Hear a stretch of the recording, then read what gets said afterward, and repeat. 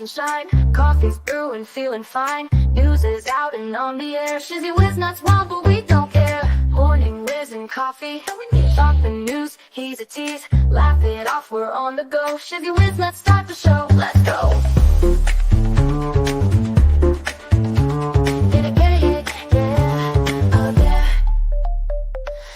Spinning in the breeze, stupid jokes, he's such a tease. Sip the Java with a smile. Pants are off, but stay a while. Morning whiz and coffee. Talk the news, he's a tease. Laugh it off, we're on the go. Shizzy whiz, let's start the show. Let's go.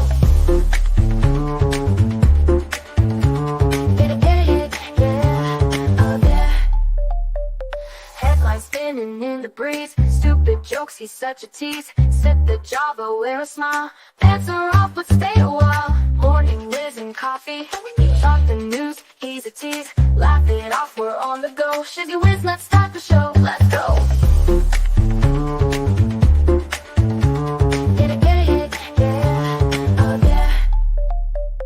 Serious is overrated. Every day we're caffeinated. Talk the town, but in a jest. Morning whiz is always best.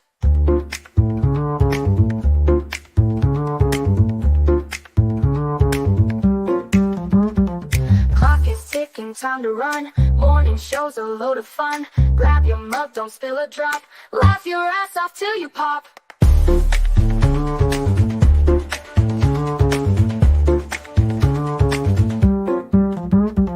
Clock is ticking, time to run. Morning show's a load of fun. Grab your mug, don't spill a drop. Laugh your ass off till you pop.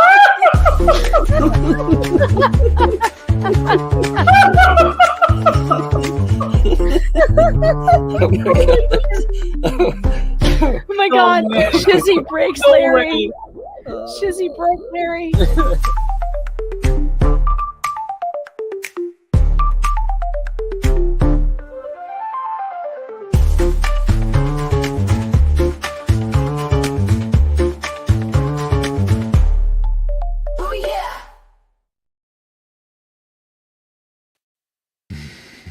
Good morning, everybody. How are you doing today?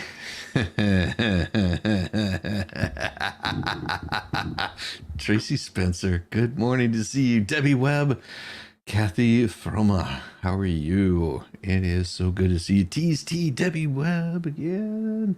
And we got Lisa Talcott. Dang. We got, oh yeah, you're cold. It's 32 degrees. Ooh, that's chilly. Wow, all the chats disappeared. I saw a whole bunch of people typing in there. Now, there's a possibility if you're not a member that you're not able to chat. And there's a good reason for that, because it appears that we've got somebody out there, we all know who that is, that might be thinking that it's fun and cute and all of those good things right there to go after channels illegally. Well, that's about to change.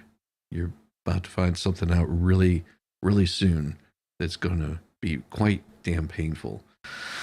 Yeah, cool in Texas too. Yeah, it's supposed to be pretty cold here this morning. I haven't been outside yet this morning, but it got into the 30s tonight, and that's a little chilly for this time of year. So we're expecting some cold weather coming in. Yeah, and I will tell you, anybody that went over there and decided to watch what a couple of transvestites in rare form were up to, well, then that's the thing.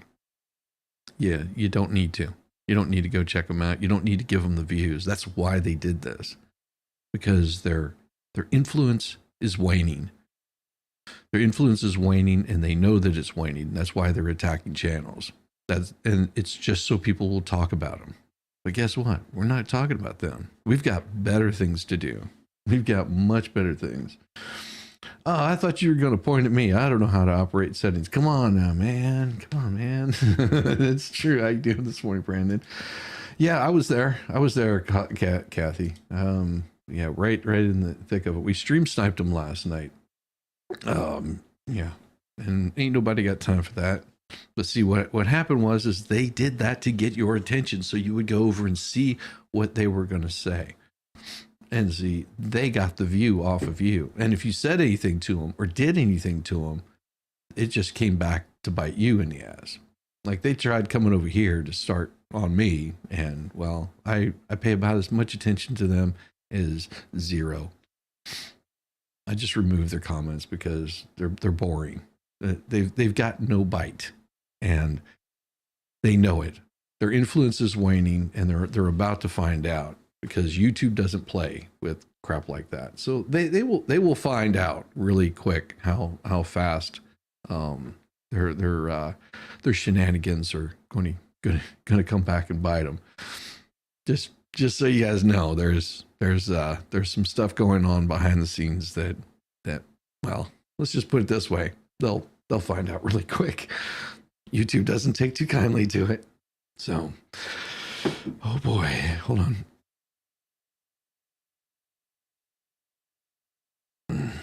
But that's how it goes, and I don't have to do a damn thing. I don't have to listen to them. I don't have to pay attention to them, and just let them roll. You got you a nice promotion a long time ago. It is a promotion. Someone in the chat, feel free to give you a quick synopsis. I think it caught at the tail end of this. Oh, I can give you a really quick synopsis. So Juicy Brucey, Loosey Goosey sucks on my tootsies. He decided to go and do a nice attack on Megan Fox and Tug last night and report their channel and shut them down. Reported their video. Now, what will happen is that YouTube doesn't take too kindly to this. They were back up and running, but whenever these kinds of things happen, YouTube has certain policies that they are very much against, and let's put it this way: this is why I tell you don't talk to them, don't harass them, don't tell them anything that you're going to do. There's a reason why. So that's the brief synopsis. And like I said, they're barking up the wrong trees. It's just some point random weird trends. Yeah, it is. It's not just some random. They actually have a YouTube channel. That's the best way to describe it. Don't care. I mean, that's their thing. I'm sorry about the cough. I'm just choking on my coffee, choking down my coffee. Speaking of Brandon, this is because the way that Brandon operates is he will be so kind, and he'll do things for YouTube creators, and sometimes he does it and without the YouTubes, and he's been very gracious with it. And this also goes to explain why they have people like this right here that say why you shouldn't store your money on payment apps. But the thing is you should never do that anyway. But coming into this election, they want to make sure that you stop using these payment apps. Okay? Because they can't track it. If it's not in a bank, it's hard for them to track. It's the thing that they will say. But all of that money can be traced to your bank accounts because all of these things like Cash App and all that kind of stuff are tied to your bank account.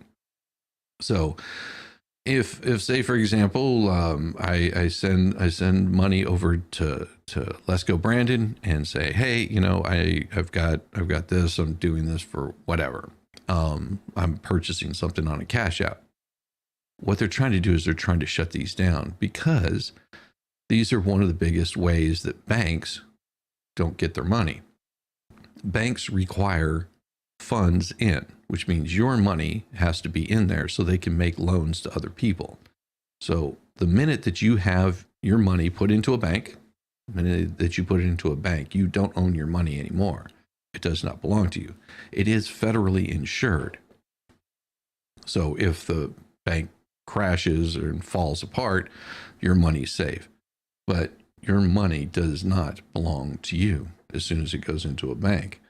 But if it's in a Cash App, things like that, you do still have a way of getting your money out. Yeah. That is, yeah, see, people tend to forget this about about these kinds of things. Banks have to have money in there to give loans to people. This is what happens whenever you have a bank run.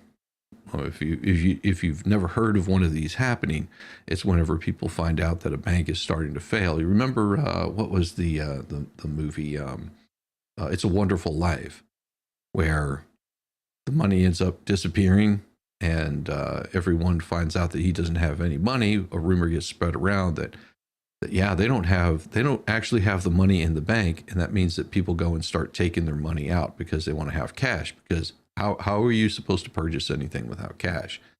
Another reason is they want to make sure that you don't have cash on you. Now, as much as they like to say this, this Connor Tomasco, which sounds like I swear to God, that sounds like a name from Simpsons, where you have the tobacco tomatoes or Tomascos, grew up wary of credit cards. She taught herself more about managing money. She realized that many people also have bad habits when it comes to payment apps. How can you have bad habits when it comes to payment apps? Because she's a freelance software consultant in Chicago, understands why people appreciate the ease of the apps, which typically only require you to know someone's username in order to send money. But she realized that keeping money on those apps could be risky and means losing out on interest from high yield savings account. Okay, these idiots do not understand. And I'll put this in your high yield savings account. All right. So what is a high yield savings account? Well, let's see. Well, how about we look at what they have to say, the 10 best high yield savings accounts. It says that you can earn up to 4.3%. And then they have the American Express National Banks, 4.1%.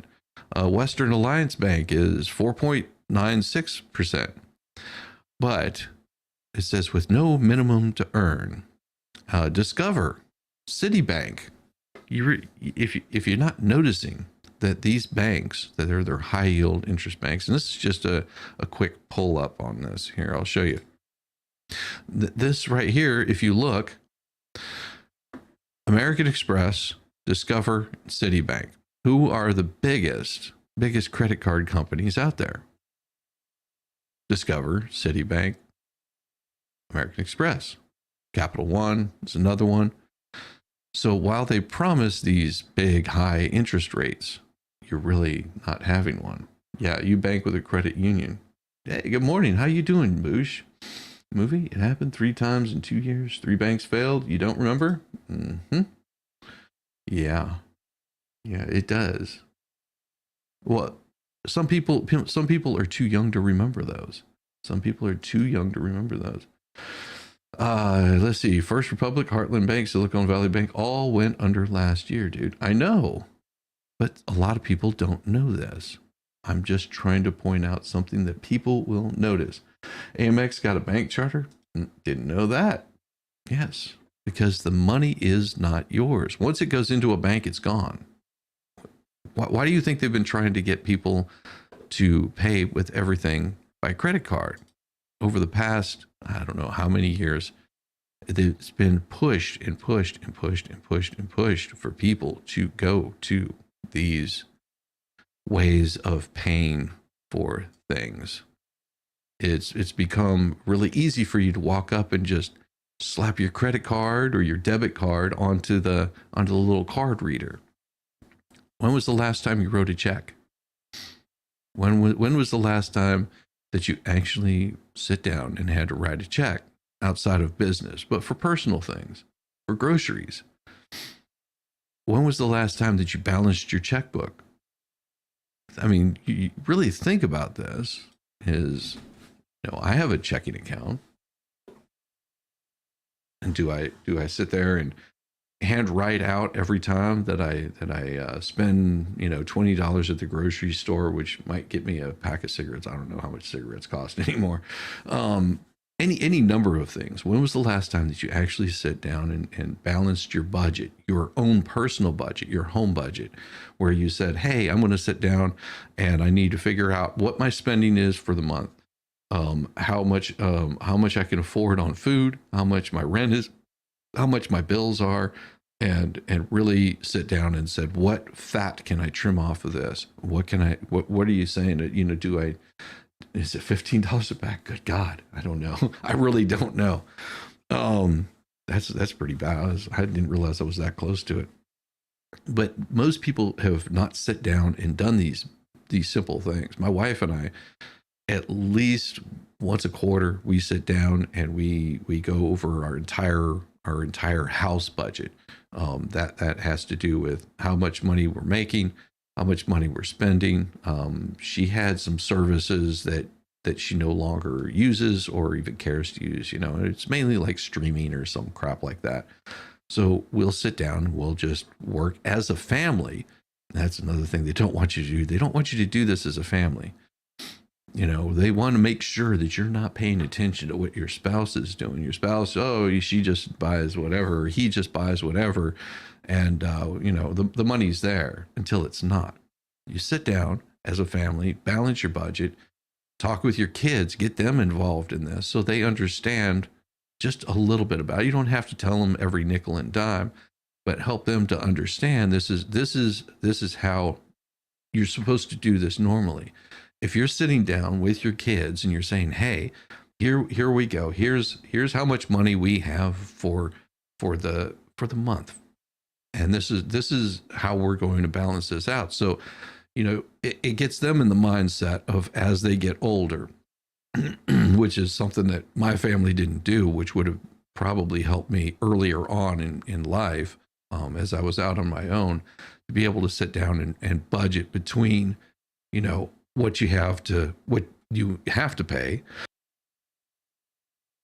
which would be your rent, mortgage, car payments, electrical power bills, and then know how much you have left over for the rest of the month. And it doesn't take long to do.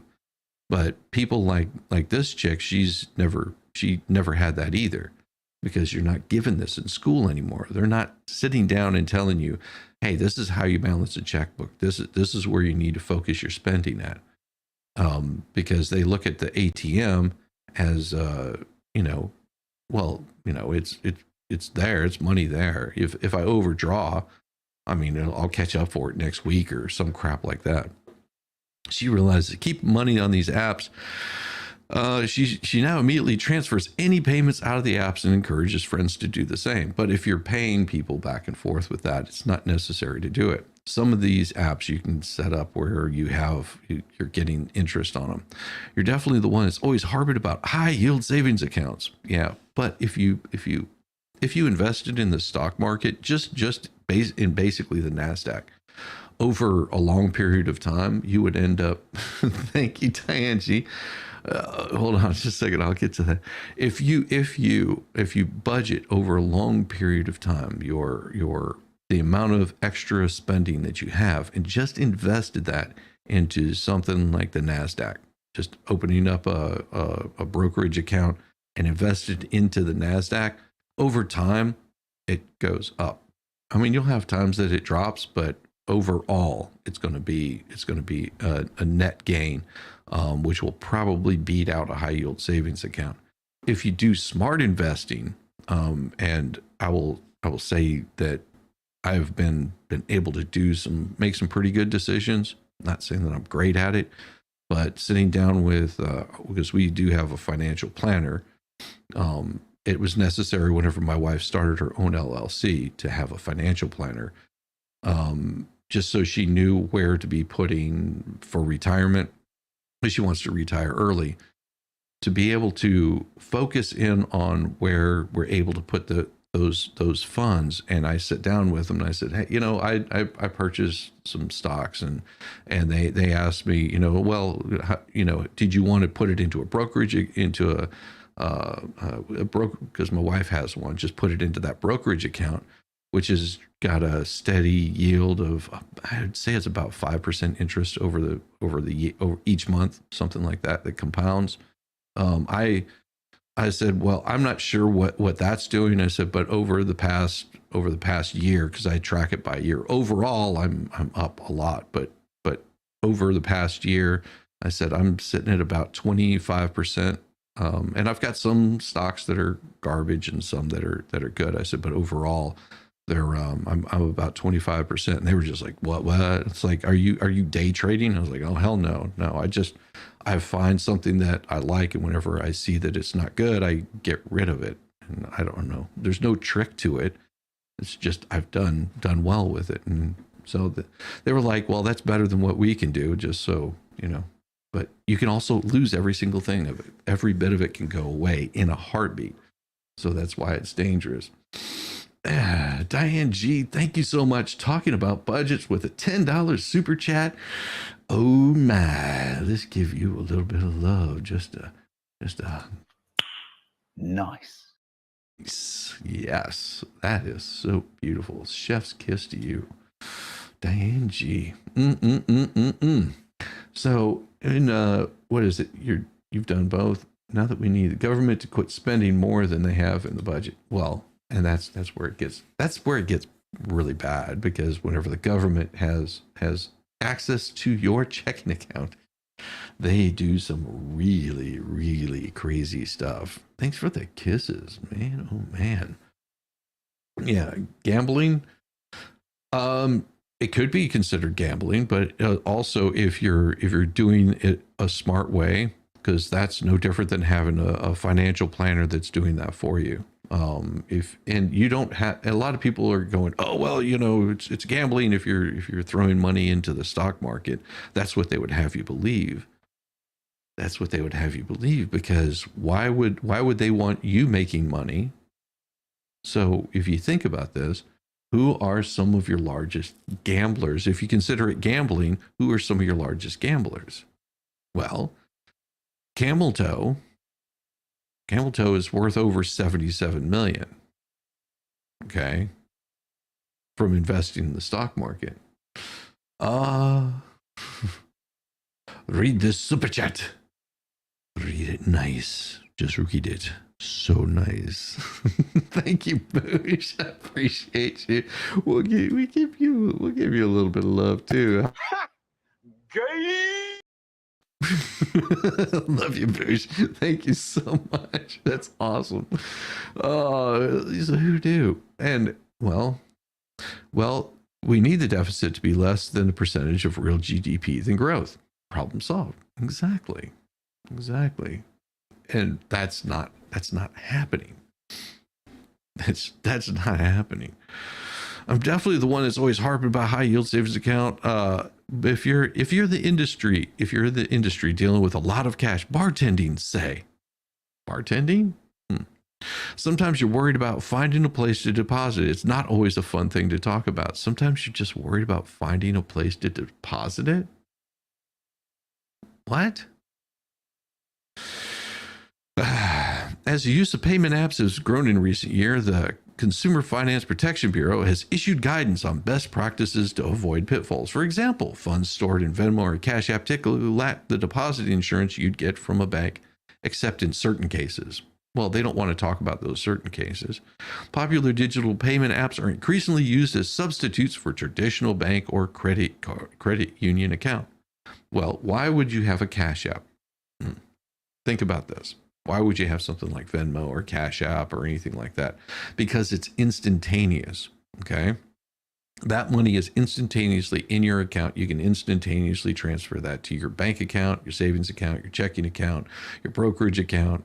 Some of them even have brokerage accounts right on there, like I think WhatsApp. You can pretty much, put it right into a yield of a savings account. You can have a savings account on those platforms. Weird, isn't it? You can also get Bitcoin on Cash App because YouTube takes 40%. Yes, exactly. YouTube takes 40%, and if you're doing it from Apple, they take another 20% of that on top of it. So you're losing about 60% of what somebody could do. It's crazy. It is absolutely crazy. The popular digital payment apps are increasingly used as substitutes for traditional bank or credit union account, but lack of the same protection. Only on some of them depends on how you have it set up. In 2022, Well, that's 2022, of course. Transaction volume on these apps was estimated at $893 billion was transferred on Cash Apps. Think about that. You know what that means? That means that banks aren't getting those fees. Think about that. If they can't charge you a fee, if they can't hold that money, it hurts them. It hurts them in their ability to loan out money to other people. Yeah, the people that can't afford to pay their loans back. And we are, as much as they don't show, we are, I believe, in my deepest hearts of beliefs, that if Camel Toe is elected, within 4 years, we're going to have another market crash that is going to, it's going to make the housing market look like a joke. Because what they've been trying to do for the past 4 years is do student loan forgiveness. Okay, who gets the money for the student loans? That's your money that you've been paying, and if the federal government forgives those student loans, you just paid for someone's scholarship. Again, if you have children, you just paid for it again.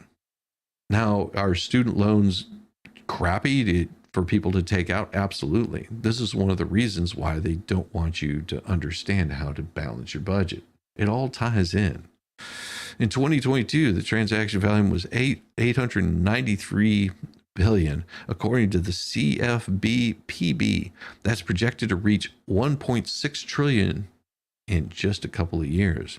More than 3/4 of U.S. adults say they have ever used one of the 4 popular payment apps, according to 2022 survey of consumers aged 18 to 29. And these are, what is that, Millennium Z or millennials? No, it wouldn't be the millennials, it's the younger ones. 85% they've used a service such as PayPal, Venmo, Apple Pay, Google Pay, or Zelle. Yeah, good morning. I was doing good on giving YouTube money until last night. Then Good Logic foreclosed on you. Bastard. He does that. He does that, doesn't he? Oh, the apps are popular because you don't have to give your personal information like a phone number. That's not true. That is not true. Oh God, this is a lie. I'm sorry. These apps are popular because you don't have to give your personal information. Yes, you definitely do. If you want to set these things up, you have to have your personal information. Now, I won't see your personal information. I can't see what your address is, your email, or anything like that. All I see is a username. Good God. Yeah, your daughter paid off hers, but you'll be paying it again. You'll be paying it again. You have $3,000 to go. Oh, that's 64, and have used them all. I hate them. That's the point, is they want to make you hate them. You have to give your information, like phone number. Why would I want to give out my phone number? If you got drinks with someone once but you're never going to see them again, a date that didn't go well, I get the benefits of that sense of being able to send money that way. Isn't it nice? Yeah. Funds stored on apps often lack insurance, but they're lying to you about this. It may be tempted to leave money sitting in peer-to-peer lending accounts so that you're ready to pay your friends when they request money to cover your portion of a dinner bill, but that's not how these apps work. You don't have to let them sit there. It's immediately tied to your bank account. You can have it immediately tied to your bank account. It's just the way that it transfers. Me tries to sell something, Democrat, where's my effing cut? Exactly. Oh, my son worked hard to pay his off. Now they forgive them. You can't pay them. Don't take them. Between his jobs, I helped him. Exactly. That is the biggest part of it. Funds stored on payments app often lack deposit insurance. The CFPB has found FDIC insured banks protect depositors against the loss of insurance deposits up to $250,000 if a bank fails. I'm telling you, This is what it's all about. And a familiar framework protects credit unions. While funds stored on payments apps resemble funds stored on deposit accounts, those funds are not typically covered until they've been transferred back to a FDIC insured bank or insured credit union. He's correct there, but you are still covered under Consumer Protection Acts. The Financial Technology Association, an industry group that includes many payment apps as members, noted that Cash App and PayPal both offer separate high-yield FDIC-insured savings products. Oh yeah, they couldn't show you that right away, did they? Because Cash App and PayPal are both one of the two more highly used ones. Do apps always lack deposit insurance? In select circumstances, deposit insurance does cover payment apps with Cash App. Funds are eligible for insurance if consumers link their account to a Cash App debit card, and with Venmo funds added to the account via direct deposit checking are covered. Look for a high yield savings account instead of storing your money in apps. But here's the kicker. These aren't brick and mortar stores. They can shut these things down. Your grandfather paid off your student loans by kicking the shitter, but that's the taste store. Good God. Wait, does anyone actually do that? Yeah, excellent, Boosh. You're 66 and don't have any loans. Well, if you have a credit card, you have loans. It's also there's a downside to having loans and there's a upside to having loans. The downside is you don't have any sort of credit score. Having a credit score means that whenever you're making a big purchase like a house, or you have to take out insurance, anything like that, that really comes into play. Your credit is tied to all of that. So, and that just has to, they've forced us into this situation. Leaving money sitting on those accounts, leaving potential interest from high yields. They keep harping on these high yield savings accounts where if you have the way they set these high yield savings accounts, there's no brick and mortar place, which means you can't go in there and withdraw your money. They can shut down your account at any point in time. The government can lock up your money. If you don't believe me, look what happened to the truckers in Canada. Okay. You saw what happened with them. The people that set up GoFundMe's for those had those accounts shut down that they were using to fund people that were getting their bank accounts shut down. They are able to shut these accounts down immediately. The government can walk in at any point in time and shut down your bank account. Why? Because you don't own that money. It is not yours. Once you deposit it into a bank, it is not yours. It's gone. This is one of the reasons why they hate Bitcoin so much, because they can't touch it. That money is always there. You will issue your cautionary tale about having a debit card linked to a brokerage account that has margin. If someone gets it, you have a lot less protection if they want to run up a 6-figure bill. I own my car free and clear. Same here. I can transfer title by a signature. Federal government, when no, we need a piece. Yeah. It is crazy. I have one loan, my car, and it will be paid off next year. Awesome. That is awesome. My car is 15 years old, and it's been paid off for 15. Is that right? You think? No, it's 13 years old. My car is 13 years old. Runs fine. Of course, I'm a mechanic, so that helps out quite a bit too. But yeah, I mean, it's been paid off. I think I paid it off in like less than 5 years. Brand new car, paid it off in like 5 years. Like what's the problem here? I also don't have a really expensive car. I mean, I was able to get my car back whenever I could get it for, less than it would cost you to buy a battery for a Tesla. Let's put it that way. I'm trying to get disability. Well, yeah, that also ties in. If you want to get disability, your credit score has a lot to do with that also. There's definitely room. Tomasco says she uses a 1 to 3 business day option to transfer funds when using Venmo to avoid incurring fees, while Cash App has a setting that users can select to automatically route money back to their bank accounts, which she uses. There's definitely room for improvement in the space with Venmo. Every time I receive a payment, I go to actively transfer it out. The Financial Technology Association said in a statement that tens of millions of Americans use payment app every day to send money to friends and family, cover routine expenses, and manage their finances. Consumers choose these apps because, well, they're safe, convenient, transparent, says FTA CEO President Penny Lee. And also, you have to remember that AP received support from Charles Schwab Foundation for educational explanatory reporting to improve financial literacy. The independent foundation is separate from Charles Schwab and Company Inc. The AP is solely responsible for its journalism. Yeah. SSDI or private? I'm on SS, got a budget every penny. Exactly. Apparently, you make 244 more than they like. Man, that's rough. That is rough.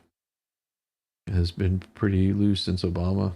Yeah, that is very true. It's crazy. And the thing is, without being a financial advisor, there's a reason why I have a financial planner, is I am not a rich man, okay? by any of the stretch of the means. I'm not a rich man, but I budget my shit really well. My wife, on the other hand, now she's really wealthy. No, she's not. But we get along well. Also, we don't have kids, and our loans are the loans that I think my wife still has student loans out there. I keep telling her just to pay the damn thing off, but she won't listen. Damn commie. Can't help it. She falls into the trick of it. Oh boy, this is dangerous right here. I read this, and I'm telling you, the U.S. doing these things, this is dangerous. The U.S. warns to boost humanitarian aid into Gaza or risk losing weapons funding. That is not good. The U.S. does not need to be saying things like this. Federal government, I don't approve of this. Okay, as a U.S. citizen, I don't approve of your messing with money and funding. Telling you, don't approve of it. The Biden administration has warned Israel that it must increase the amount of humanitarian aid into Gaza. So, in other words, you have to send humanitarian aid. You have to help the people that are trying to kill you. That's what they just said. The people that are trying to have you wiped off the planet from the river to the ocean is what they say. Those are the people that you need to be helping. Wonderful. Within the next 30 days, or it could risk losing access to U.S. weapons funding. You don't want to do that. You really don't want to do that. Secretary of State Anthony Blinken, piece of crap garbage. Defense Secretary Lloyd Austin, another cock gobbler, warned their Israeli counterparts in a letter dated Sunday that the changes must occur. The letter, which restates U.S. policy towards humanitarian aid and arms transfers, was set amid deteriorating conditions in North Gaza and an Israeli airstrike on a hospital tent site in central Gaza that killed at least 4 people and burned others. A similar letter that Blinken sent to Israeli officials in April led to more humanitarian assistance getting to the Palestinian territory. State Department, no, it didn't. We've seen what happens whenever they send aid over there. When they said send aid over there, Hezbollah comes in and takes it from people forcibly. In fact, it's fallen by over 50% from where it was at its peak. Miller said in a briefing, Blinken and Austin thought it was appropriate to make clear to the government of Israel that there are changes that need to be made again, and to see the level of assistance it's making to the Gaza comes back up and from the very, very low levels that it is today. They're in the middle of a freaking war with how many countries now? Are they? For Israel to continue qualifying for foreign military financing, the level of aid getting into Gaza must increase by 350 trucks a day. Well, that's pretty hard to do whenever they're shooting at you.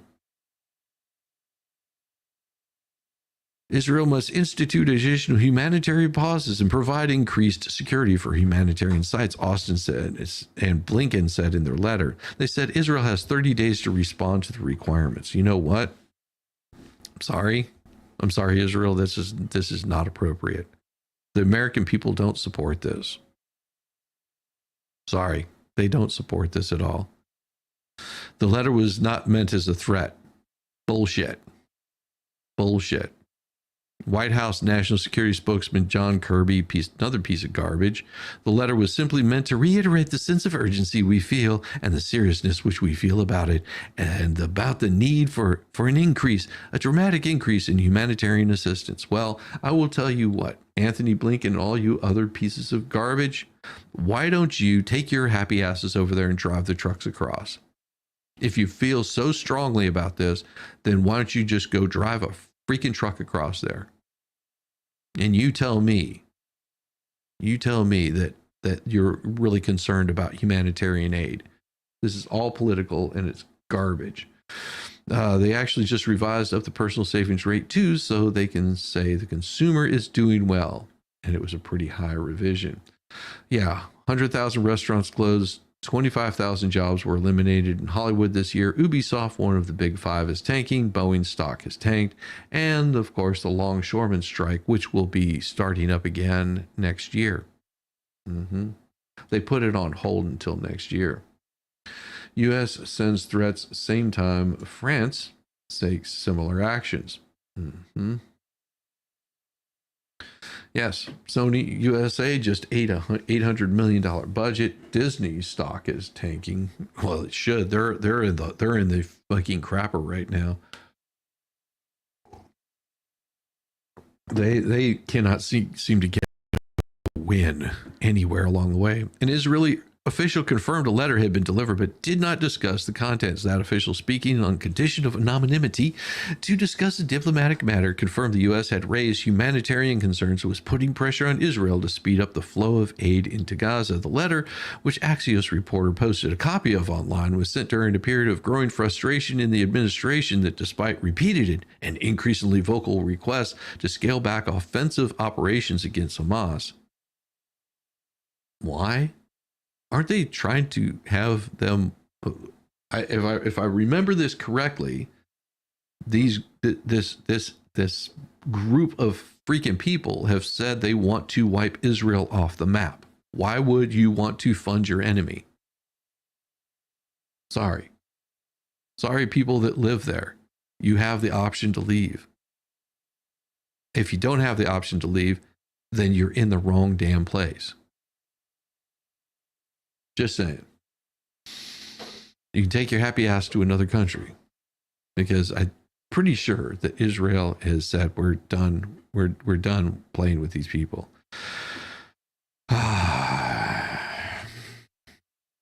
Increasingly vocal, scale back this because Israel's bombardment has led to unnecessary civilian deaths. No, this is what happens in war. Wars suck. This is why I don't agree with the Ukraine war. I don't agree with the Israeli bullshit. I don't agree with war at all, because the minute that you start getting the American troops on the ground, then you send out our sons and daughters, our children, our grandchildren. And if you're wondering what happens to your men, women, that they go into these situations because the women are not going to go into these situations. They're the ones that get drafted. Women don't have to sign up for a draft. It's men that end up going out there. Men are the ones that gone, bye-bye. We're particularly concerned that in recent actions by the Israeli government, including halting commercial imports, denying or impeding 90% of the humanitarian movements. No, it's Hezbollah that's been doing that. Hezbollah has been taking that money. They have been taking those funds. They've been taking all the humanitarian aid. They built a freaking pier that sank within, 7 days, 24 hours, 72 hours, I think is how long it took for them to have their humanitarian thing into Gaza, their little pier. The Biden administration is increasing its calls for its ally and biggest recipient of U.S. military aid. No, it's not by far. well, single most, it might be, to ease the humanitarian crisis in Gaza while ensuring that America's support for Israel is unwavering. But your support has been wavering. Every time that you see one of these little pro-Palestine groups come out, that is our federal government that's funding them. That's your tax dollars that are funding these people that come out and show up at colleges and protest, throw rocks and bricks, burn down cities. Yeah, they're paid actors. Who do you think is funding them? If you dig into this, which I'm not doing today because it's a rabbit hole you can't go down on YouTube. Trust me on this. If you go far enough into it, you're going to find that money is coming right back around and you're the ones paying for it. You're paying for every single protest that they're having. Sucks, but sorry. The Biden administration increasingly calls for its ally and biggest recipient of the U.S. military aid to ease the humanitarian crisis while assuring America's support for Israel's unwavering just before the U.S. presidential election. But right after that, if Camel Toe is in there, don't be surprised that they don't cut off military aid. Don't be surprised one bit. That is true, Boosh. But New York has been hashtagging exiles for decades, and I am sick of it. Hosting exiles. Those aren't exiles. Sorry, Lisa, those aren't exiles. That's not what those people are that are being moved into New York. Because the US does not, if they're going by the global standards of the law, they're breaking the law because they're giving aid to people that have traveled several countries away from where they're supposed to be. There's a difference between an exile and people that are being moved into these cities to take. UN humanitarian officials said last week that aid entering Gaza's lowest level in months. 3 hospitals operating minimally in North Gaza are facing dire shortages of fuel, trauma supplies, medications, and blood. And while meals are being delivered each day, food is dwindling. Yep. That's sort of what happens. Why? Why are these people suffering because of this? It's their own leaders. The reason those people are suffering has nothing to do with Israel, other than Israel's existence is causing them pain. There's barely any food left to distribute because the money keeps going to Hezbollah. They're the ones that are taking it. Most bakeries will be forced to shut down again in just days without any additional fuel. Good morning, Shizzy. Look, some companies like Sweet Baby Inc. and DEI companies need to go, but this economy, I'd rather have more people lose their job. I'd rather not have more people lose their jobs. Every industry is reporting record job losses. Not according to Biden and Harris. Not according to Biden and Harris. They've got jobs are up. Jobs are up. At least that's what they'll tell you. The economy's doing fine. That's what they're telling us. The economy's doing just fine. Gas prices dropped. Didn't you see gas prices drop? Well, what else you got? Come on, Boosh. We're doing great. The economy's doing great. Don't worry how much you're paying whenever you go to the pump. Just put it on your credit card. Yeah, don't worry about how much it costs to feed your family. Don't worry about that. It's not the way that it seems. It'll be better. All you have to do is vote in the next new administration. You know who the next new administration wants to be, right? The one that's been there for 4 years is saying, but we're new. We're going to do it different. We're going to do it absolutely different. There's barely any food left. The humanitarian office reported that Israeli authorities facilitated just one of its 54 efforts to get to the north in the month. Jurek said, he said 85% of the requests were denied. The rest impeded or canceled for logistical or security reasons. Well, UN, you and your blueberry berets are welcome to go in there and deliver that food. How about this? You're going to send you some TMs. You don't have to send me any DMs. It's fine. You're stuck with a meager wage, buying a dated nice house. 59, going to make use of existing things to fall in love with deceased owners as I carry on. Yeah. Kogat, the Israeli body facilitating aid crossings into Gaza, denied that the crossings to the north have been closed. U.S. officials have sent a letter to remind Israel of both its obligations under international humanitarian law and the Biden administration's legal obligation to ensure that the delivery of American humanitarian blah, blah, blah, blah. The United States has spent a record of $17.9 billion in military aid to Israel. Well, so let me stop this here for a second. Okay. They're saying 17.9 to Israel since the war in Gaza began. All right. So let's go up here, and it says where does it say that? Let's see. It says that Israel continue qualifying for military funding. They're saying that, what was it that Israel has long carried weight in U.S. politics? They were saying in this that United States, that Israel is the largest, receives the most amount of money. But that's not true, because if they're saying since the war in Gaza started, we've sent more money to Ukraine than we have to Israel. Just this year, we've sent more money than that to Ukraine. How many billions are we in right now? Guess what it is today? You have pictures. Guess. I don't know. I'm guessing. I have no idea what today is. It's the 16th. I don't know. I don't pay attention to that stuff enough. I have no idea what is so special about today. Let's see. Else, I don't know what that means. The market is teetering on tech bubble valuation levels, so word of caution: when Gillis starts defaulting on his collateralized gambling debt, that would just be the first shoe to chop. Today is hump day. Yeah, welcome humpers. Daily humpers. You know what time it is, though? It is time that I grab some coffee. So we're going to take a slack break. I'm going to grab some coffee, get filled up. I need to get that caffeine pumping into my veins. I don't have a way of mainlining caffeine, which is probably a good thing.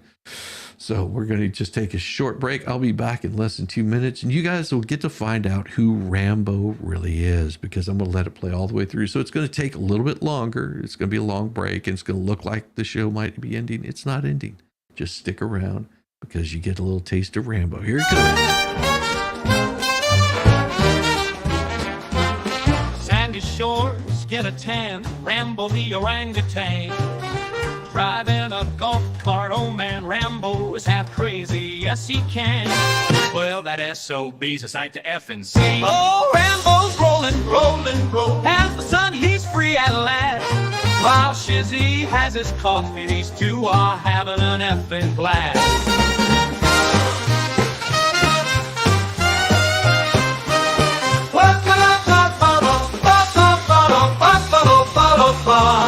Whoa, Rambo's rolling, as the sun he's free at last. While Shizzy has his coffee, these two are having an effing blast. Shizzy on the tunes, coffee in hand, Rambo is a loon, and Shizzy is, well, that is too dirty to say here.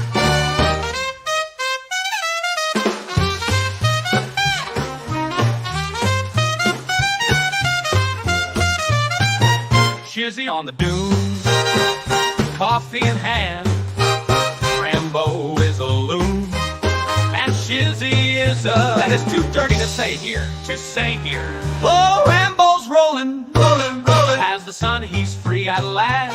While Shizzy has his coffee, these two are having an effing blast. Otters in the surf, hummingbirds in the sky, Rambo honks the horn and spits in Shizzy's eye. Oh my!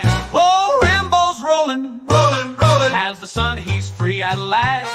While Shizzy has his coffee, these two are having an effing blast. Oh, Rambo's rolling. Rambo takes a turn, driving to the way. Otters wave their paws, telling Rambo, not sure, but if you could understand, Otter, it probably wasn't nice.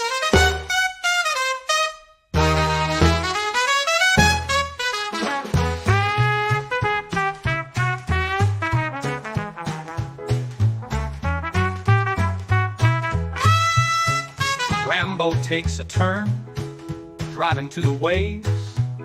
Otters wave their paws, telling Rambo, not sure, but if you could understand, Otter, it probably wasn't nice. Oh, Rambo's rolling, rolling, rolling. As the sun, he's free at last. While Shizzy has his coffee, these two are having a effing blast. So here's to Rambo, otters and hummingbirds by the edge of the ocean. And Shizzy, well, he might just be there too.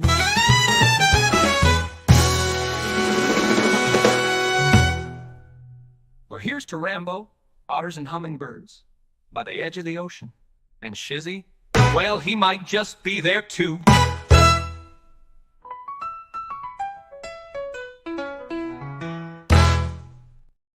Oh, yeah. Welcome, welcome, welcome. Hello there, fun people. Megan Fox was your friend until she was on Taniana and told every man in the chat they weren't allowed to have an opinion. Oh, gosh. That's crazy. That's crazy. Yeah. I mean, so sometimes people say things that get mistaken out of context. Don't you understand how that happens, Boosh? You know how it happens. Yes. Oh boy. Oh boy. Well, we're about to hit some stuff that's not great, and I hate to hate to bring these things up, but at some point no, I'm not talking about that right now, but I do have some things that I will bring up. Just give me a second. It is interesting to me as this election rolls on.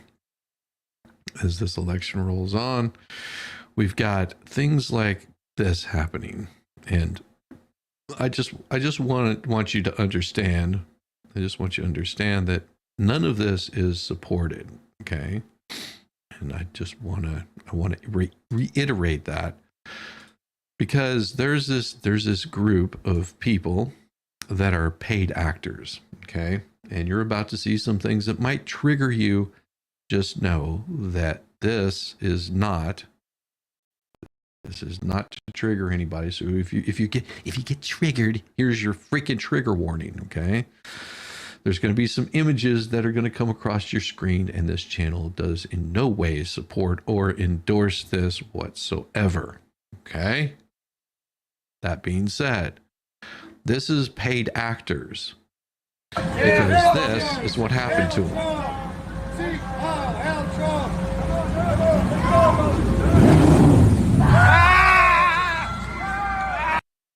Yeah, that right there. Whenever people are running these kinds of campaigns and doing these kinds of things, and they're doing this little these kinds of actions, just know that they're paid actors to do it. The same paid actors. This is, if you're wondering where the funding is going for Camel Toe's run for the election, it's in hiring paid actors to try to convince you of one thing that you may not believe in. You don't believe me? Here, talk to this guy. Bro, I just had my man. There was a Trump rally out in Long Island. I had my man Jamar Milton go on behalf of the God Pod with Lord Jamar on YouTube. He said it was packed as fuck. He said, as a black man, he felt no racism whatsoever out there. They actually like brought him in type of shit. You know what I mean? Like he felt welcomed to be there by the people that was there. Who he didn't feel welcomed by were the demonstrators that were against Trump. They were the ones looking at him like, oh, what are you doing over there? Like, and he didn't have any Trump regalia or anything like that. He was just there to do interviews, just to say, why are you voting for Trump? Why are you voting for Kamala? Like, and he was being harassed by what we have now termed as radical Democrats. Okay? Because there are radical Democrats out there. What do you think that was who tried to assassinate Trump? Those are radical Democrats. Y'all are acting like the Republicans are the ones with the guns and all that. But radical Democrats have now twice tried to kill this nigga.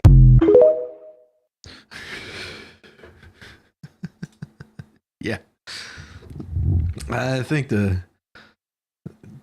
you think you triggered Tom Kellis again? Just tell me to F off next time I'm back in the chat. I see 60 new subs in here. That's beautiful. That's what we love. We love those subs coming in. No, I don't give out wrenches lightly. I stopped handing out wrenches quite a while back. I am full up on wrenches. And I don't give them out lightly. There's a lot of people that hand out wrenches willy-nilly. I'm not one of those that does that. I am not one of those that does that. Just so you know. There you go. Listen to this lady. All right, y'all. How y'all doing on this good old evening? So I gotta say something, y'all. So I am voting for Donald Trump. I know it's gonna be some people up here, especially black people, that's gonna have something negative to say in the comments, but that's fine. Because like I said, do your research before you go running your mouth. Research Donald Trump. That man is a businessman. Donald Trump about that money, and he is really for America. So before you go, leaving all the nasty comments or whatever you have to say, just do your research, because when Donald Trump was in that president seat, guess what? He the one got us those stimulus checks. He the one got us those extra food stamps. He the one got us that check every month for the mothers just to help us out. So, like I said, tell me what Biden did, and I'm going to tell you what Trump did. And baby, I guarantee you, yours ain't going to be nothing to what mine is. And I have people say, well, you black, so you're not gonna support. Let me tell you something. It don't have nothing to do with me being black, Kamala Harris being black. That's very ignorant. It ain't about color and all of that stuff, and that's what the world keep making things about. And that's why we're never gonna get out of that racism era, because everybody make everything about race. This is not about race. This is about who is gonna sit in that seat and run this country like it needs to be ran. It's about who's going to get these gas prices down, who is going to help us put more money into our pockets, who is going to make America great again. That's what it's about. It's not about no color. I'm not going to vote for Kamala Harris just because she's black. That don't hold no weight with me. Tell me what Kamala Harris did. Even before she ran, she held a very important seat. And she did nothing then. She was able to start change in the seat that she already had, and she did nothing. So tell me what she's going to do now that she's going to be the president than what she ain't do then. Y'all better think about it. Like I said, do your research, people, before y'all go out here voting and things of that nature, because y'all keep voting, putting these people in these seats that don't need to be in there. Because like I said, Biden ain't do nothing for America. Nothing. But like I said, I can tell you what Trump did for America and what he's still trying to do for America. So yeah, Trump. Love her to death. Just hits it right on the money. And there's So there's something that I cannot confirm whether this is true or not. And I'm going to skip over a little bit of it because it has something that will get me a copyright strike. If you try to play anything by Joe Rogan, you usually get a copyright strike on it. They don't like having things come off of Joe Rogan because he has his own podcast on Spotify, and this is where this was pulled from. But this is remember back, what was it? Hell, just a few weeks ago, they were telling us that the reports out of Aurora, Colorado were fake. It was fake news.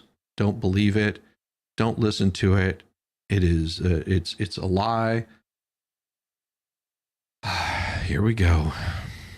Covering Colorado first. Have new information on what we've learned is happening inside an apartment complex. This video shows armed men walking through a building, knocking 3 weeks on ago, doors I covered this. and entering an apartment. The apartment complex is at 12th and Dallas and Aurora. In doing so, have taken over several apartment complexes. Venezuelan gangs are taking over the real estate. They're becoming real estate developers. And they have... Do they get little cards? Their little card is a bullet. Yes! Kamala Harris will work to deliver on that and secure the border. Who's to blame? Carousel, if you will, continues. The city says the property management team is simply not doing enough to help these residents. And an interview with that property management team last week, they say that that building is actually being controlled by a certain gang, and they feel helpless. There's nothing they can do about it. They've, in fact, have kind of pushed out the property management through intimidation and then collected the rents. And arrests have been made, but these operations are still ongoing. What did we say months ago? What have we said about this? What have we said about this? What have we said about this? All right, and here's another unverifiable story that I'm about to show you. So YouTube, suck it, because I can't verify any of this. I'm just pulling up what people are on the ground are talking about, and it could be a total psyop. It may be imaginary. It may not have any relevancy whatsoever. So I'm showing this side of it, and if YouTube has an issue with that, then aren't they able to? Well, they've always. Here's the thing, Bush.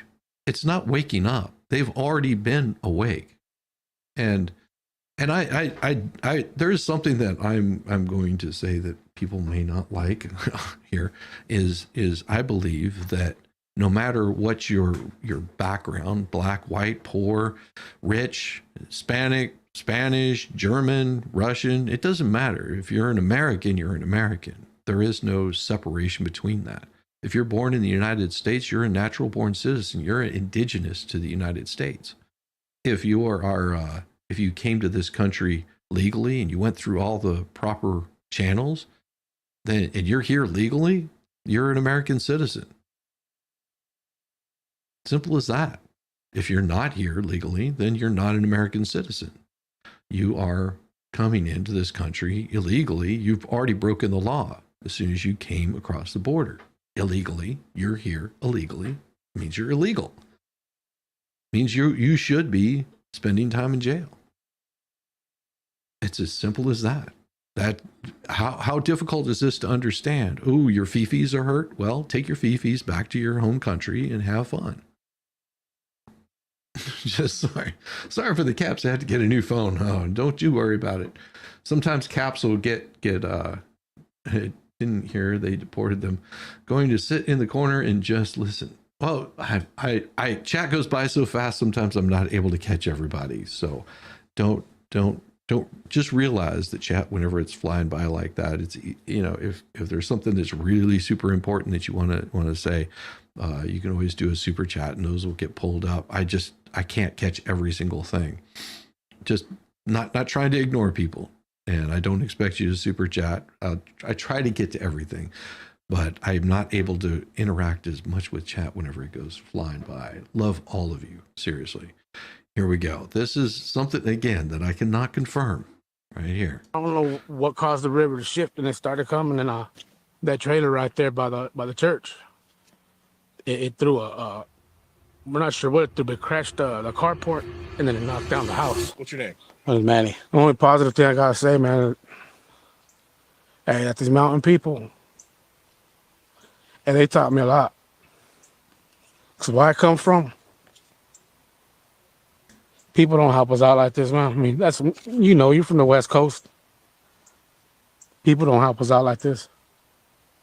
I mean, people stopped by, dropped off food, water. Everybody was telling us that the National Guard was here and that FEMA was here. Hey, man, they weren't here. They were in the rich areas. They weren't here. We were the last people they got to, but they weren't here. Man, shit got to change, man. Shit got to change because this fucking sucks. It sucks, man. A lot of people died. A lot of people lost their homes.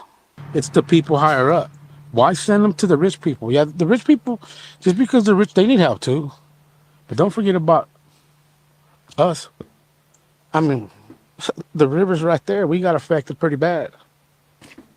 I mean, why are we the last ones to get taken care of? Are you going to try to stop people from clearing the roads and making areas accessible so we can find more people that need help? FEMA trying to shut them down from helping us, clearing the roads. Like, who else are you going to send out here? I mean, who are you going to send? Fuck FEMA. Their filing process. I mean, I filed mine online, and they're telling me that my Social Security ain't my Social Security. Like, wait, motherfuckers. I'm a U.S. citizen. I was born and raised here. This is... Yeah. U.S. citizen, born and raised. Bush McFadden, read every chat, Shizzy. You can do it. I cannot do every single damn one of them. I keep telling you this, but here, this is for you, Bush.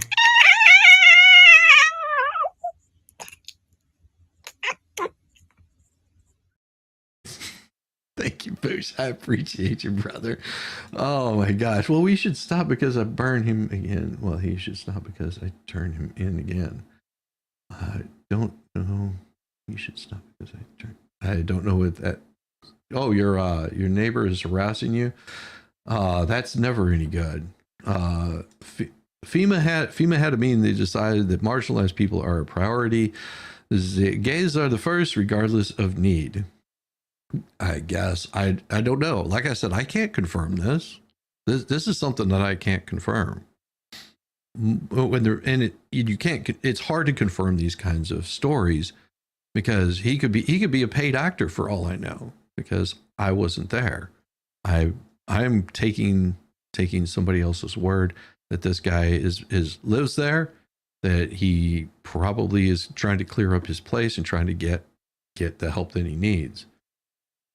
Again, I have the effing video. you get Farrell in here to read them. Yeah, I haven't seen Farrell. I saw Farrell the other night in a private chat. I haven't seen Farrell in quite some time. This is my Social Security, the one I was given when I was born. You're telling me it's wrong? That's just fuck you. I mean, that's stupid. For a while, I didn't want to apply. I would get pissed off at my mom. She goes, I'll go to FEMA for help. I was like, why? FEMA hasn't even been here. My pride wouldn't let me get it. And I said, man, I'll stick to the locals. And when I did reach out to FEMA, I can't even say it denied me. They told me my information ain't correct. I was like, really? My information ain't correct? My driver's license, my Social Security, my identity ain't correct. So when I pay taxes, my information's correct. The process is a joke, man. Some people get help. Most of them don't. I think they just approve enough to get people to shut up. I mean, pretty much if there's 100 people, hey, man, let's approve 20. How about they can shut up? I mean, that's pretty much what it looks like. Everybody needs to get prepared for the winter. I mean, winter's amongst us. It's already here. Like, we went to the Newland Fire Department earlier because we see that they got a shipment of heaters on Facebook. So we went out there, and the fire department guys are awesome, man. But the dude up front checking the forms had asked her if she had power. She said, yeah, man, I got power. She goes, then why do you want a propane heater? This is for people that don't, less fortunate people. Motherfucker, you gonna tell her that she don't need a heater? Are you gonna really tell her she don't need a heater? I even told the dude, I said, why don't you get in my car so I can take it to my house? And then you decide whether I need a fucking heater or not. Dude, we got power. Our fucking heater's fucked up. I mean, our shit was flooded. You think our shit's still gonna work?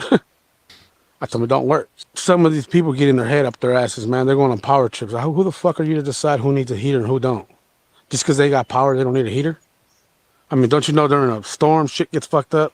Heaters, things gets flooded. Cars. So just because you got power, she don't need anything? I said, you know what, man, forget it. I said, you know, it's hard enough to come ask for help. I says, but then we get here and you humiliate us like this. So we talked to one of the firemen, and he says, I don't know what his trip is, man. I got you. And he brought us a heater. He brought one and says, hey, man, here. He goes, I'm sorry you guys went to that. And he took off. And it's funny because he was doing everything like low key so he wouldn't get caught. Because he didn't want these people to say something like, who the fuck's he? I'll slap the shit out of that old man. I mean, serious shit. I mean, I just bit my tongue because she's like, man, stop. Because I started losing my temper. And I was telling him, I'll slap the shit out of him. He ain't nobody to tell us. Why don't they tell the people donating this stuff, all this information, and see what the people donating tell them? You don't have the authority to dictate who deserves a heater and who don't. If someone comes, man, you're going to help them. You got to give them the benefit of the doubt. I'm not going to sit there and question them. Yeah. That's because the minute you start questioning people, they're going to start feeling humiliated because these mountain folks, man, they're proud people. I mean, it's hard to ask for help. And you're going to tell them they don't need some, or you're going to turn them down? It's like, why? It's not your place to fucking sit there and decide whether they need one or not. They're being donated. I mean, hand the motherfuckers out.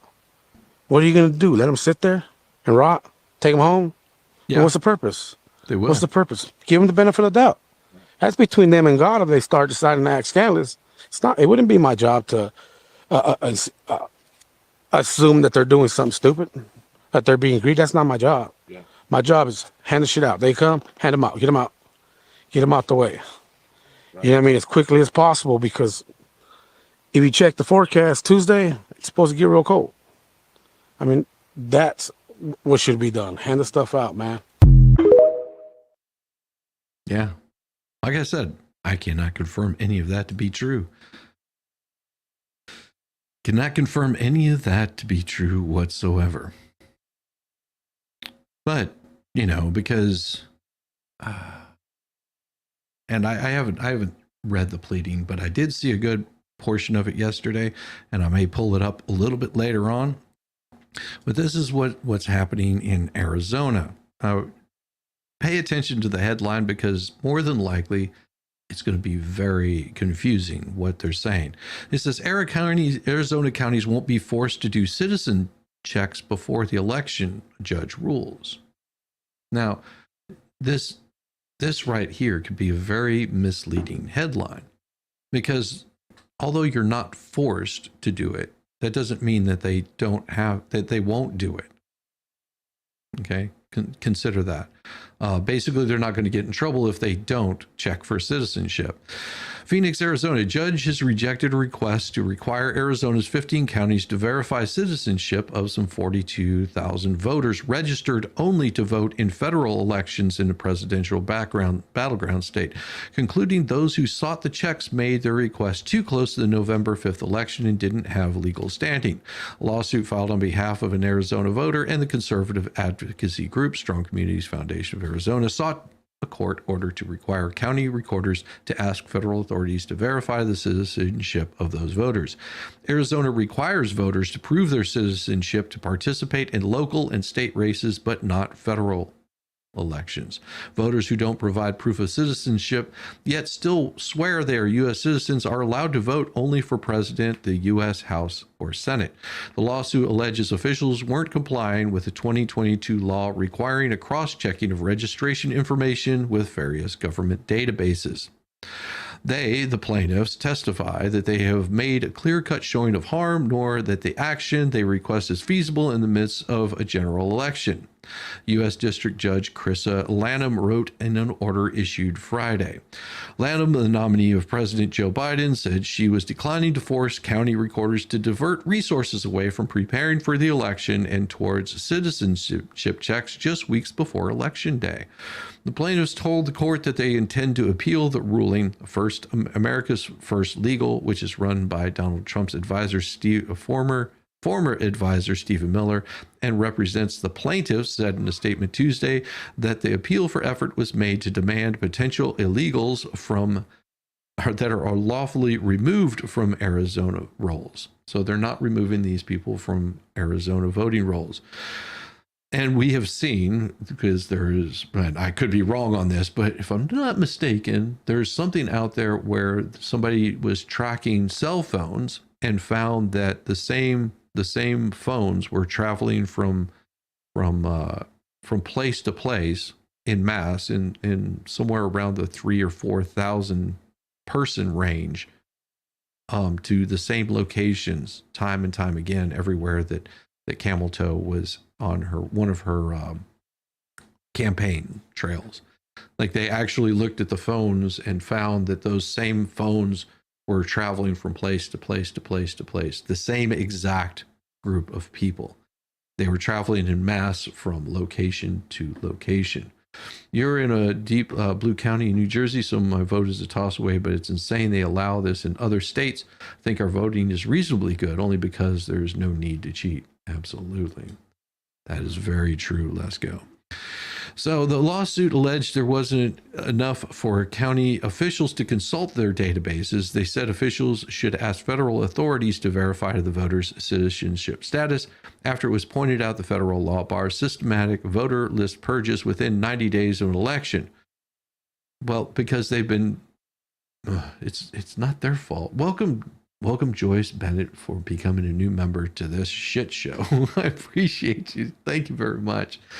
The 4,200 voters at issue in the lawsuit are separate from a much larger group of voters whose citizenship hasn't been confirmed yet, will still be allowed to vote in local, state, and federal elections in November, according to the Office of Secretary of State and on Adrian Font. Maybe. About a month ago, officials uncovered a database error that had mistakenly designated nearly 98,000 voters to having access to the full ballot, even though their citizenship status hasn't been confirmed. Driver's license issued after 96 are considered valuable documented proof of citizenship, but a system error marked the original batch of voters who had pre-1996 licenses as eligible to vote in state and local elections. The state Supreme Court concluded these voters who were already able to vote in the federal races could vote in state and local races for the 2024 general election. A little more than a week later, the number of misclassified voters jumped from almost 98,000 to 218,000.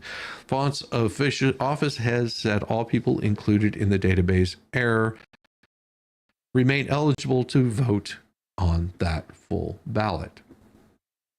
Imagine that. Imagine these people are eligible to vote on that ballot.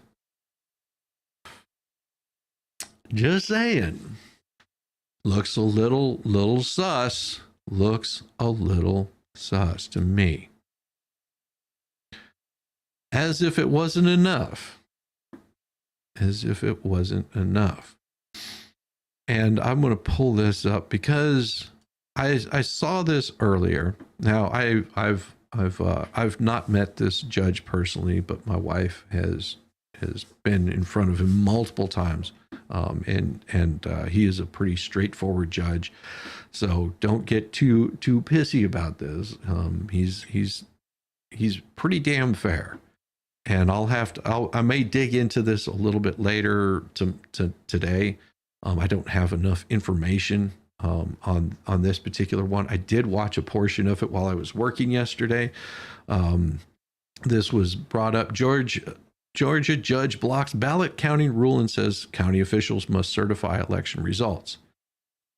I didn't see the whole thing, so I would have to go back and verify what I'm talking about here. Like I said, Judge McBurney is always been pretty straightforward. He's been on the bench for quite some time. If he does have his own channel and he streams out all of his that he's able to. I've had to not watch some of them or pull some of them up on the YouTubes because Judge McBurney, there will be scenes that may be more graphic than YouTube will allow. So I've had to not pull it up. Judges blocked a new rule that requires Georgia election day ballots to be counted by hand after the close of voting. Strange. The ruling came a day after the same judge ruled that county election officials must certify election results by the deadline set in law, which, like I said, that's pretty straightforward.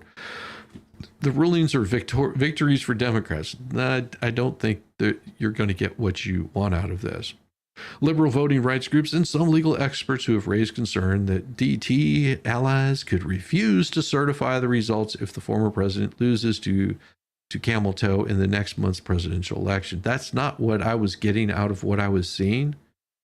Judge McBurney was basically saying that the law is what the law is, and this is how it has to be done. Now, it does like I said, I'll have to look more at this. They've argued that new rules enacted by majority on the state election board could be used to stop or delay certification and undermine public confidence in the results. Well, that's not the intention of it. They want to make sure that everyone is legally voting. The state election board last month passed the rule requiring that all 3 poll workers each count the paper ballots, not the votes by hand after the polls close. What they wanted, this is what they wanted to see happen. Okay, so there, and I did hear part of this argument. The argument was that they have 2 poll watchers, and then they have 1 person counting out the votes. All right, and they're putting them in whatever stack, you know, for one for the blue dot, 1 for the green dot, doesn't matter. And the poll watchers aren't supposed to be counting. They're just supposed to be making sure that the person doing the counting is actually counting them and putting them in the right stack. That's all they're allowed to do.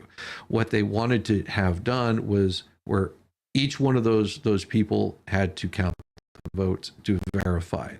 But Judge McBurney said, and his question to them was, what would be the difference if they're standing there watching? He said, because the concern would be, and this was the argument, was that there's a possibility that they're just going along with the same count. They're not paying attention. They're not actually seeing that he's doing the voting correctly.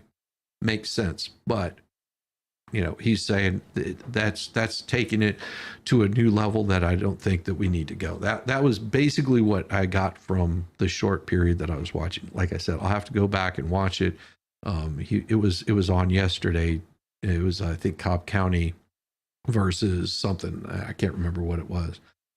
What was that? I'm sorry. I was just asking because you know how to avoid the DMV. You got to share the wealth. Oh, well. That's true. State Election Board last month passed a rule. The ruling late Tuesday, Fulton Superior Judge Robert McBurney wrote that the hand count rule is too much too late. Well, there's like I said, with his questions that you could tell he was trying to clarify what they were trying to do. And it's not too little too late because they can come out with they think this is a win, but they don't understand that this really isn't a win.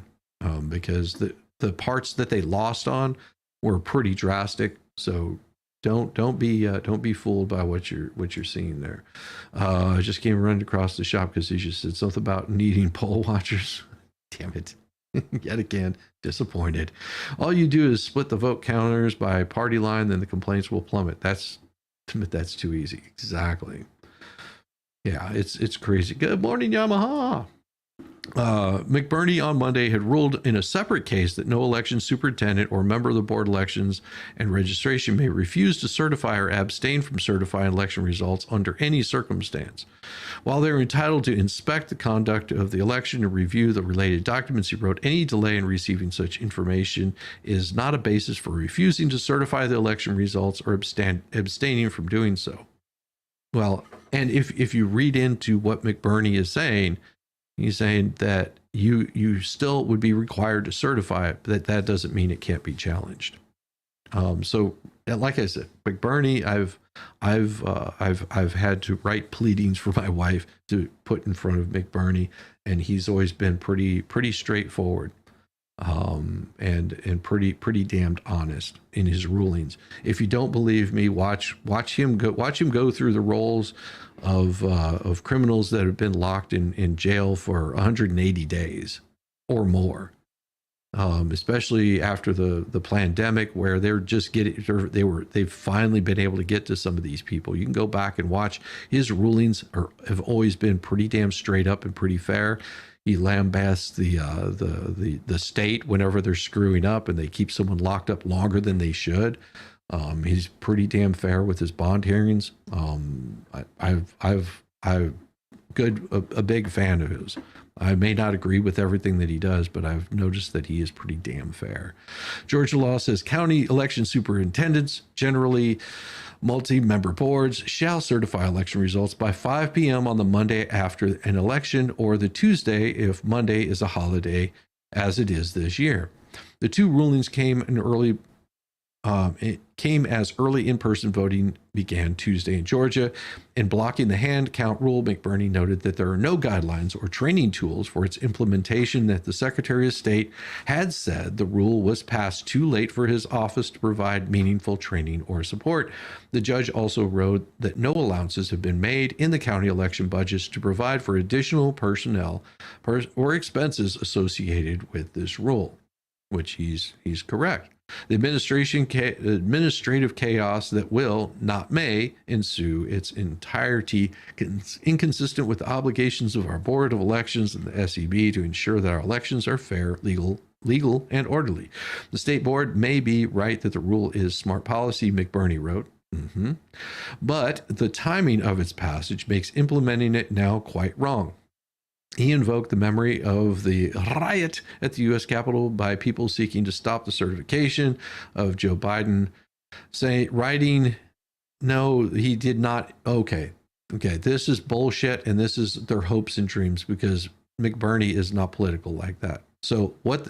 And this is a bullshit lie. This is editorial comment. Okay, this is an editor writing this stuff. Because he mentioned nothing about January 6th. This is a freaking lie. So don't buy into this bullshit, okay? Because I don't need anybody getting upset at McBurney because he did not quote anything to do with January 6th. He had nothing to say about January 6th, and this is bullshit editorial. Fuck you, AP. Sorry, but not sorry. He invoked, no, he didn't. This is what he wrote. Anything that adds uncertainty and disorder to the electoral process disserves the public. Has nothing to do with January 6th. Screw you, Democrats, and you Democrat rag AP. Go suck a big fat dong. During the hearing earlier Tuesday, Robert Thomas, a lawyer for the state election board, argued that the process isn't complicated and that estimates show that it would take extra minutes, not hours, to complete. He also said memory cards from the scanners, which are used to tally the votes, could be sent to the tabulation center while the hand count is happening, so reporting of results wouldn't be delayed. State groups that had joined the suit on the side of Cobb Election Board, along with the Harris campaign, celebrated McBurney's ruling in a joint statement. From beginning, this rule was an effort to delay election results to sow doubt in the outcome of our democracy is stronger thanks to the decision to block it. The certification ruling stemmed from a lawsuit filed by Julie Adams, a Republican member of the election board in Fulton County, which includes most of the city of Atlanta. And don't get me started on that. Adams sought a declaration that her duties as an election board member were discretionary and that she is entitled to full access to election materials. Long and administrative tasks that attracted little attention. Certification of election results has become politicized. No, it has been politicized for a long damn time. Don't try to say that this had anything to do with Trump, because no. Here in Georgia, election results have been politicized long before that. And we're talking back George Bush, Ronald Reagan, those eras. Hell, even during Carter, there was crap like that was happening. Republicans in several swing states, including Adams, refused to certify results. That was complete. Oh, don't AP, you're lying again. You are lying again. I'm not even going to talk about it. Judge McBurney wrote that nothing in Georgia law gives county election officials the authority to determine that fraud has occurred or what should be done about it. He's correct. Instead, he wrote, state law says a county election official's concern about fraud or an error are to be noted and shared with the appropriate authorities, but they are not basis for a superintendent to decline to certify, which he's absolutely correct. The DNC has joined the lawsuit as defendants with support of Harris's campaign, the campaign called the ruling a major legal win. It is not a major legal win. See, this is the lie that they're telling you. It's not a major legal win. Adams said in a statement that McBurney's ruling has made it clear that she and other county officials cannot be barred from access to elections in their counties. A flurry of election rules passed by the state election board since August, now you have to remember that's more than 90 days, has generated a crush of lawsuits. McBurney earlier this month heard a challenge to 2 rules having to do with certification brought by the state and the DNC. Another Fulton County judge is set to hear arguments in 2 challenges to rules tomorrow, one brought by the DNC and another filed by a group headed by a former Republican lawmaker. And separate challenges are also pending in at least 2 other counties. Now, that's a very small amount because there's a lot of counties in Georgia. I think we're second only behind Texas as far as how many counties we have. We're talking about a state that is not very large. I mean, we do have mountains, but just saying, Tennessee has most of those bastards. We're still fighting that one. That one's going to go on for a long time. There is something that I saw yesterday that had me a little concerned, and I'm not sure I did not pull that one. It was a news article that came across, and I was a little concerned with it. And I didn't realize the impact of it. I did not realize the impact of it until I started to dig into it a little bit more. And this was I'm trying to think where it was. Was it on YouTube? I'm curious if I saw it on the tubes or if I saw it elsewhere. There was a news station that was covering this.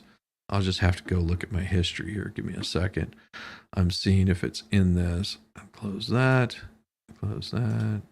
No, close that. Is it in here? Nope, that's not it. That's not it. Nope. I'm looking. Damn, this is what happens whenever you start looking at drum kits. I don't know why I was watching things with drum kits. I do not see it. Okay. So what happened is this person was on, I believe it was CNN, and was making a statement about the concerns of Trump voters going into, how do they put it, black communities and burning down polling places, and started accusing people of doing that, which hasn't happened, but saying that there were threats of this. And I wish I had the article on it, because it didn't occur to me what I was watching at the time. Usually I'll bookmark something like that because it sounds so outrageous and crazy. But the more I started thinking about it, it sounds to me, especially after watching the Yahtzees with the boat, that there's going to be paid actors coming into these areas, and do not believe for 1 second that anyone that is on the right is going to be going to these polling places to do these kinds of horrible things. If you see anything like that happening,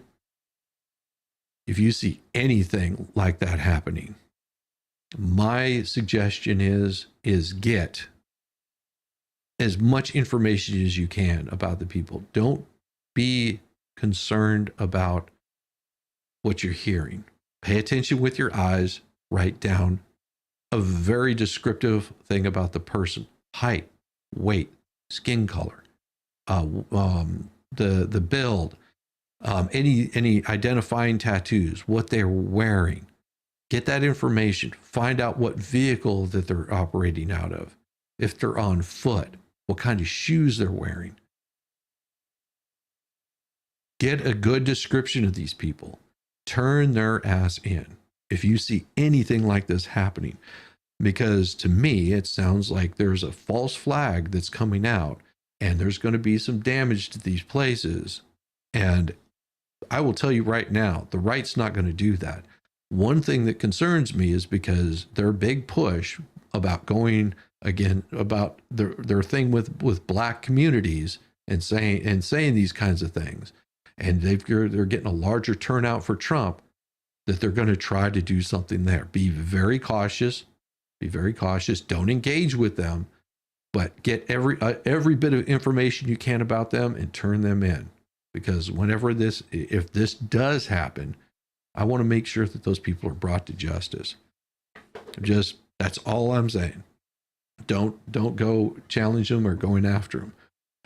Yeah, the glowies who placed the boom containers in the DNC and RNC, that was just a test.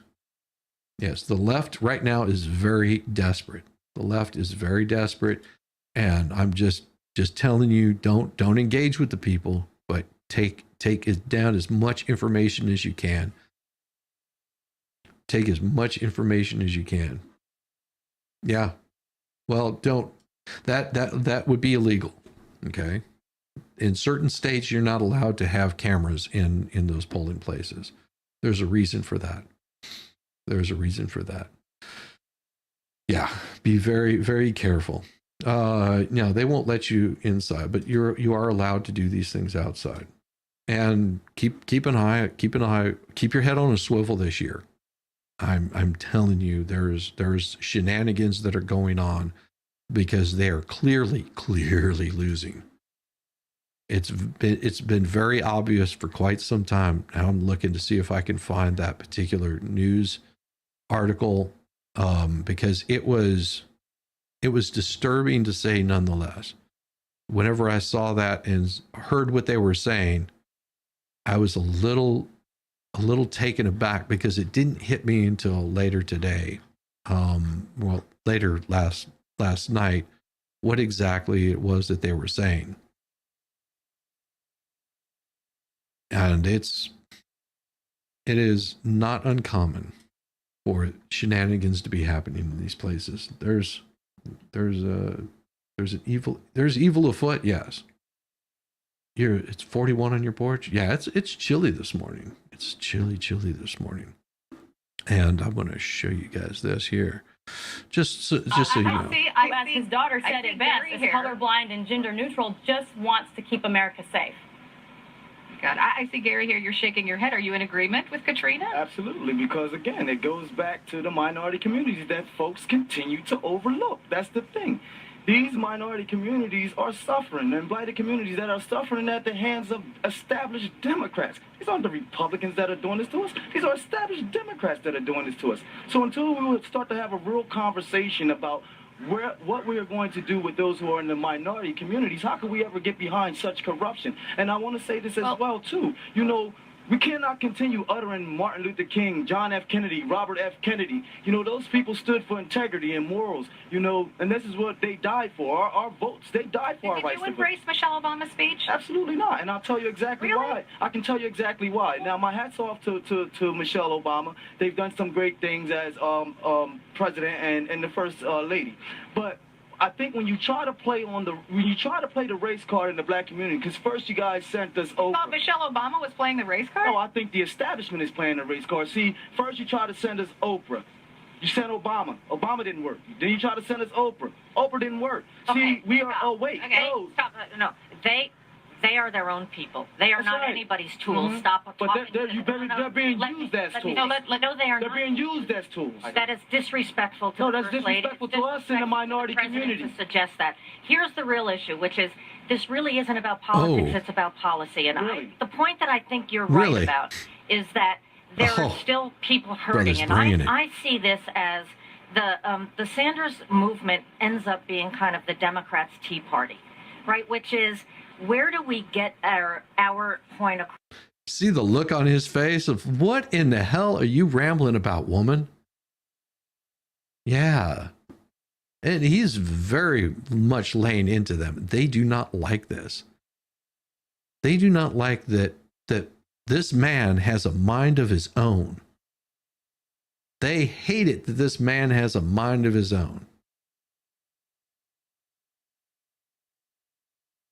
With a passion, because they are sucking on that government teat. They are nothing but an arm of the DNC. CNN, you suck up, suck up, suck up.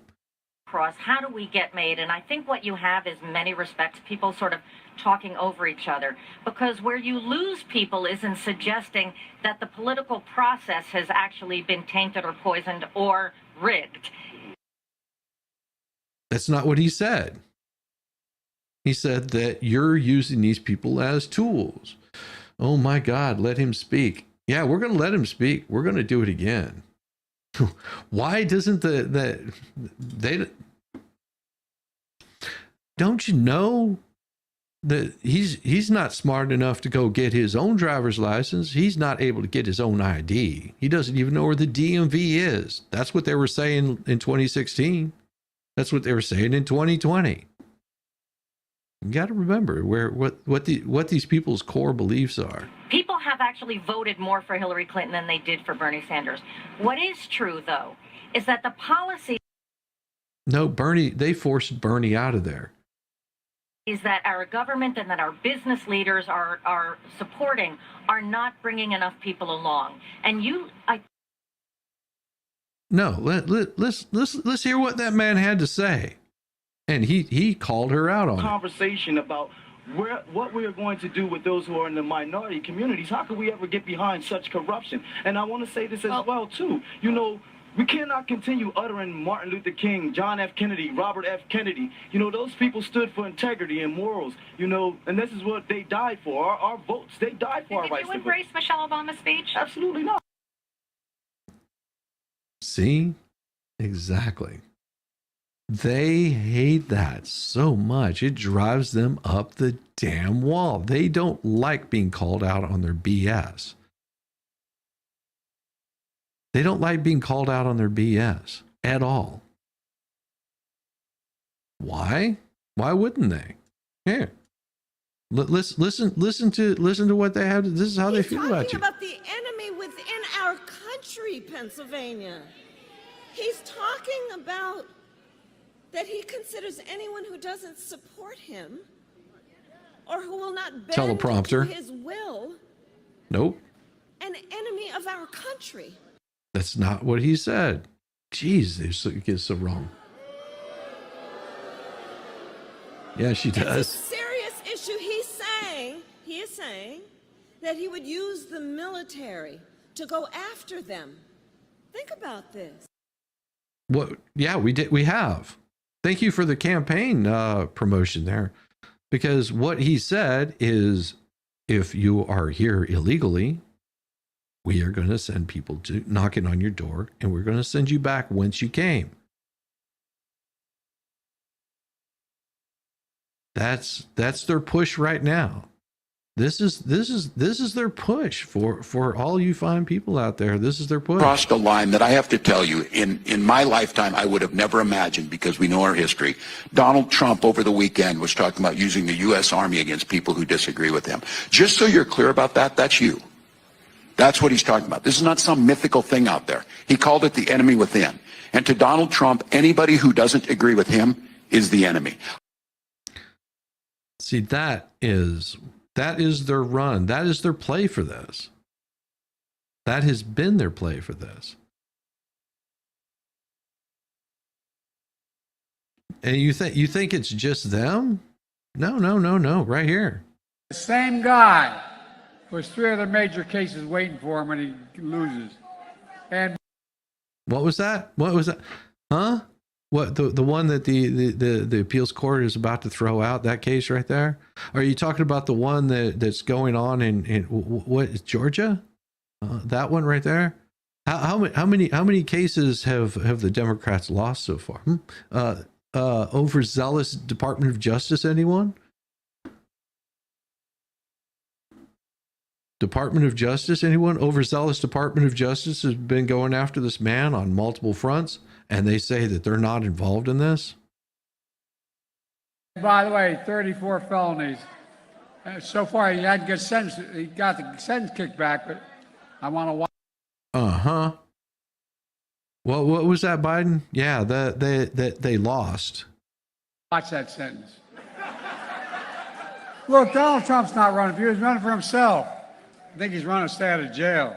The same. That's been their narrative the whole time. And there's more. Think it was just that? Donald Trump would go into the Department of Justice and manipulate it in such a way that it would be used as a weapon against his political enemies. Yeah, he's going to lock y'all up if he gets back in. No. See, here's the fear. Here's the fear. Because for the past, ever since that he told people that he was going to be running this presidential cycle, they used the Department of Justice to go after him tirelessly. They raided his home in Mar-a-Lago. Oh yeah, we forget about that. Which that judge already threw that case out. Said, yeah, that's not true. Supreme Court threw that case out.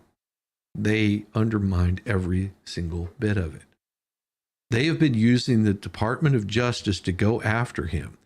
And their biggest fear is that whenever he becomes president, that he's going to use the same Department of Justice that came after him on them. I don't think he will.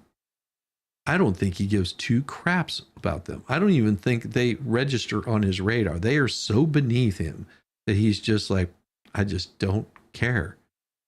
I'm here to make this country great again. That's been my campaign since 2016, and that's all I'm doing.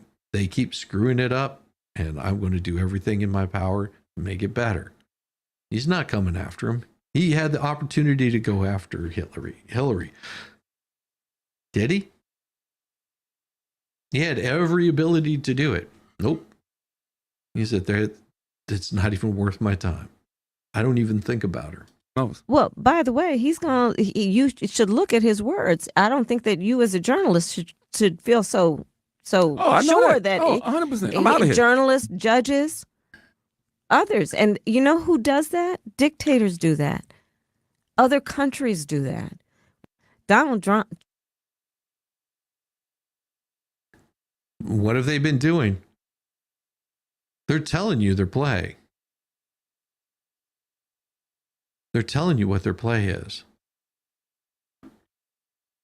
You want to know why the DNC is having a hard time getting men to come out and vote for camel toe? Why they have to pay actors to come out and vote for camel toe? Here, this is why. This right here explains why. This guy right here. Yeah, that's why men don't want to come out and vote for camel toe.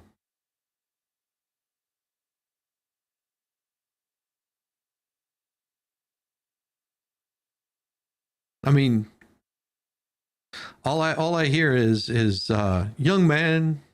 That's all I keep hearing. Yeah. This is why no men want to come out and vote for camel toe.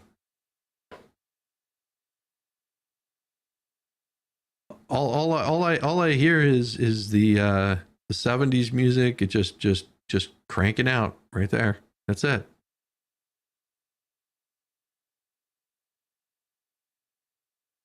Men are not interested in fruitcakes.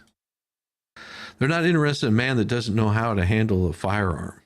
Good Lord.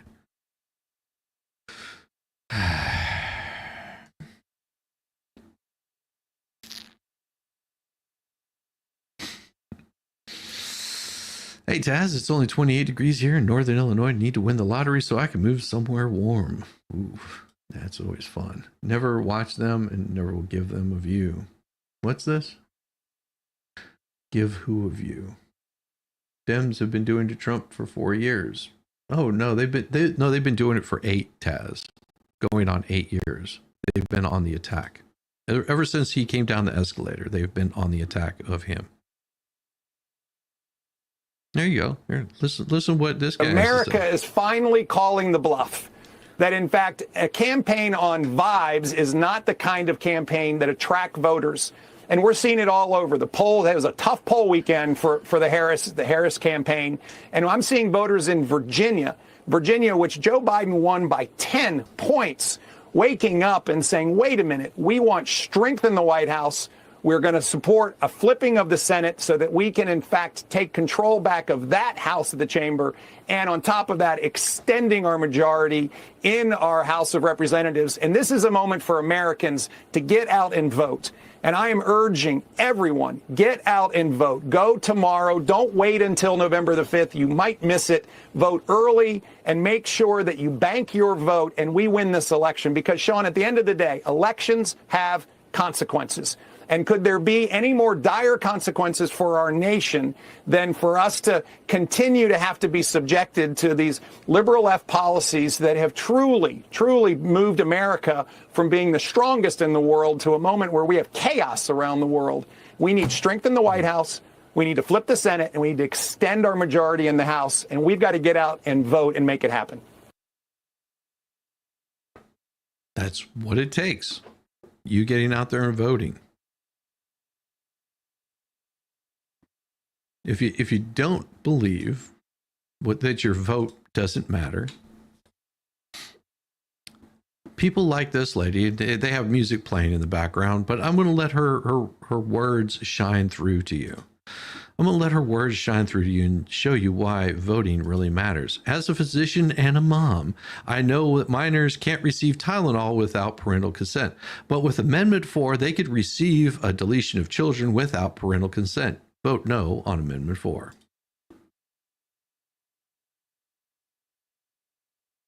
Amendment 4, and that's right there is what's happening. It's a paid political advertisement paid for a vote for on no on Florida, and then they give their address right there.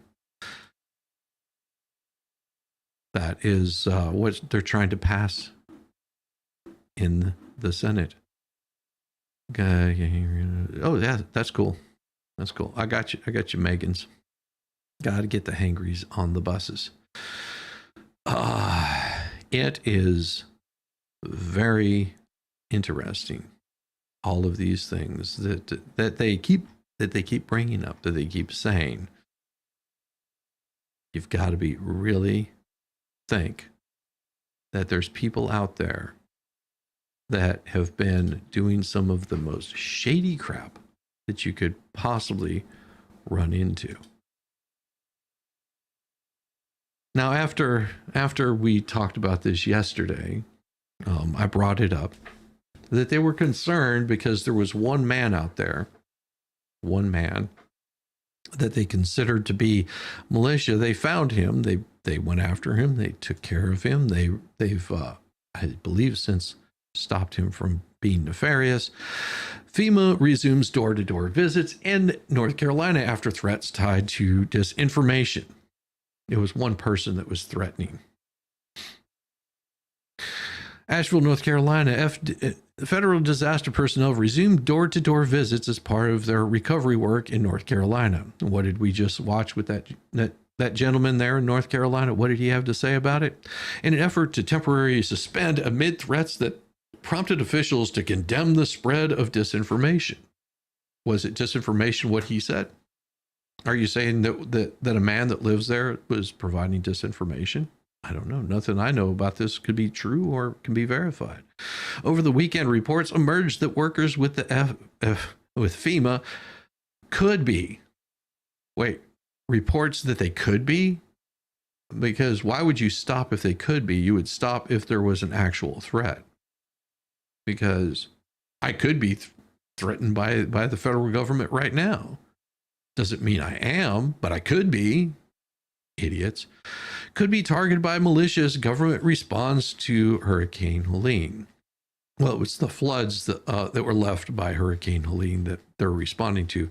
A sheriff's office said Monday that one man was arrested during an investigation, and that suspect acted alone.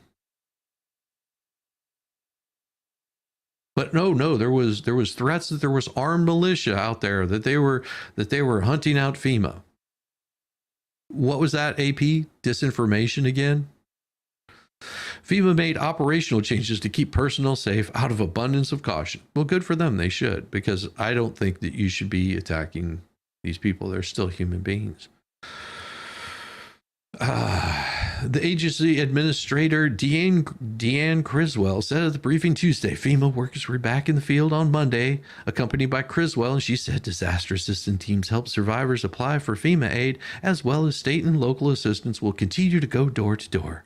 But if you can't get to the doors, how are you going from door to door? You could still be in bed. Alone? Hopefully not. Helping survivors apply for FEMA aid as well as state and local assistance will continue to go to door. She emphasized the agency isn't going anywhere. Or is that an advisement or a threat that they're not going anywhere? The federal family has been here working side by side with the state since day one. That would be a lie. That would be disinformation. It took FEMA 14 days to get out there. Okay? It took 14 days for FEMA to get out there to provide any sort of assistance.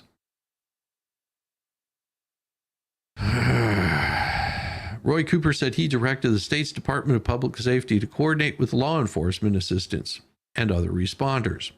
He stressed the damage that internet rumors and falsehoods were causing, because all officials may never know how many people won't apply for assistance because of bad information. Or is it that they've applied for assistance, but you've turned them down and you're not reporting it?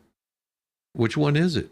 I guess time will only tell. Probably sometime after the election, we'll find out exactly how bad FEMA ran their garbage. They were more concerned with diversity, equity, and inclusion than they were about actually taking care of people that needed the help. There's a persistent and dangerous flow of misinformation about recovery efforts in Western North Carolina. Western North Carolina? What about Eastern North Carolina? That can lead to threats and intimidation, breeds confusion, and demoralizes storm survivors and response workers alike. No, you've demoralized these people by showing your true colors, and you're being called out on it. What I miss, you're getting paid to move to Florida? You're getting paid to move to Florida. That would be entirely up to you. Cooper said at the briefing, if you're participating in spreading this stuff, stop it. Whatever your aim is, the people you're really hurting, those are in Western North Carolina who need help. Okay. Here's the thing, FEMA. You shouldn't have to run an internet campaign if you're solid. Okay. It's pretty simple. If you're hearing this being reported on every news station, that how wonderful FEMA is doing their job, then they're not doing a job. You're running a misinformation campaign. If you want people to believe that you're doing well with your support, then just do the support. The news will cover it. And not your fake news is going to cover it. You're going to see people left, right, and center will be out there going, look, FEMA is here showing up. Not in the rich neighborhoods. They're going to see it out there in the boonies. They're going to be going, FEMA was there whenever I needed them. You don't have to run this campaign. Just do your freaking job. Get off your asses, stop using up resources, and get people the help they need. That's all you have to do. You don't have to run any sort of campaign or campaign on the ground and put this in the newspaper. Because whenever you do, you're going to get called out on your BS. The Rutherford County Sheriff's Office said it received a call Saturday about a man with an assault rifle who made a comment about possibly arming FEMA employees working in the hard-hit areas of Lake Lure and Chimney Rock in North Carolina mountains. The man was charged with going armed to the terror of public. One man, and you guys said there was roaming militias out there. That's what you reported yesterday, AP. How about stop lying and let FEMA do their job? If they do their job, nobody's going to say anything bad about them. The sheriff's office said it received initial reports that a truckload of a militia was involved in the threat. And you reported that as fact. And anybody that disagreed with you, you reported it as misinformation and disinformation. That's where your problem lies. Stop doing this crap. AP, report the damn news and stop making up shit to provide some bullshit narrative. FEMA has faced rampant disinformation. Yes, created by the AP about its response to Helene, which hit Florida on September 26 before heading north and leaving a trail of destruction across 6 states. Yes, and FEMA has been at the heart of all of this. Instead of having to go out and run a PR campaign, do your goddamn job. Ask what might be fueling this disinformation. Oh, it's social media. Well, you have to understand social media works both ways. People are reporting what they see. If they see that FEMA is doing absolutely nothing, that's what they're going to report. You guys really hate social media with a passion. Truckload. So it's like, no, it was one. No, it wasn't even 2 or 3 people. It was one person made a threat. One person, and once they found him, they arrested him. Yeah, start reporting to bus if illegals showed up with the worst areas and see how fast FEMA shows up. Or just name it Ukraine, and you'll have all the government support right there. This is happening in the middle of an election where candidates are using people's misery to sow chaos. Yeah. And AP has been doing that the whole time. AP, CBS, NBC, CNN, they've all been spreading the same disinformation. Look at the news reports from 2 days ago, and you will see that they were talking about armed militia groups were coming out because of misinformation and disinformation. Donald Trump and his allies have seized on the storm's aftermath to spread false information. No, they haven't. That has been you. That has been the Democrats. If you want to know what the Democrats' play is, just look at what they're accusing the Republicans of doing. If you want to see what their play is, that's all you have to do. That's what they've been doing this whole election cycle. Include false statements that victims can only receive. That is not the false statement. Jesus Christ.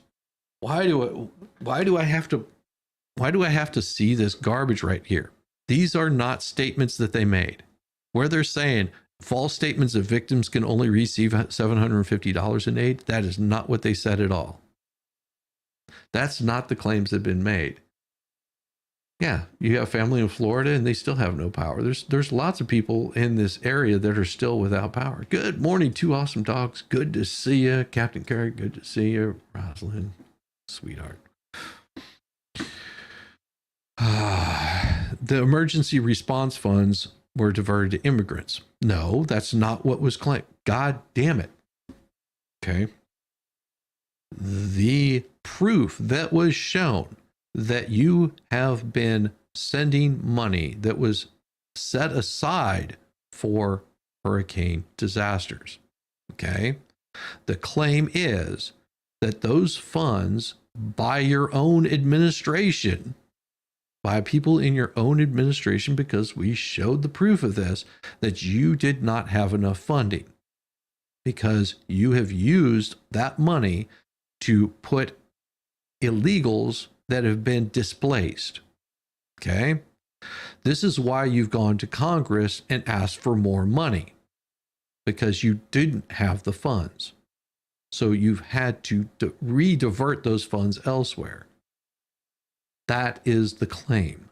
It hasn't been debunked. It's been shown. It's been proven. Jeez Louise. But you can just make up the story how you see fit. Say, well, this is what they're claiming. That's not what they're claiming. And they've already shown the proof of it. AP, you need to fact check yourself. Get your head out of your ass and tell the damn truth. Helene decimated towns throughout the Appalachia, left millions without power, knocked out cell service, and killed what they know so far to be 246 people, but they haven't stopped pulling bodies from trees, okay? You won't find out what the total devastation was probably until after the election.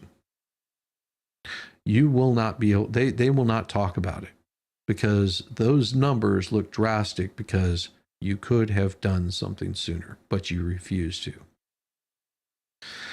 Terry Doherty volunteer handling therapy dogs. Wait, what?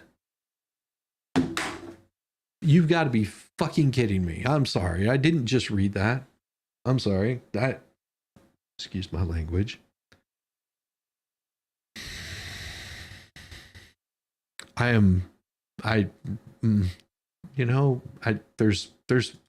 a really good way to get me to calm down. A really good way to get me to calm down. And just give me a second. I'll show you what I need. Just.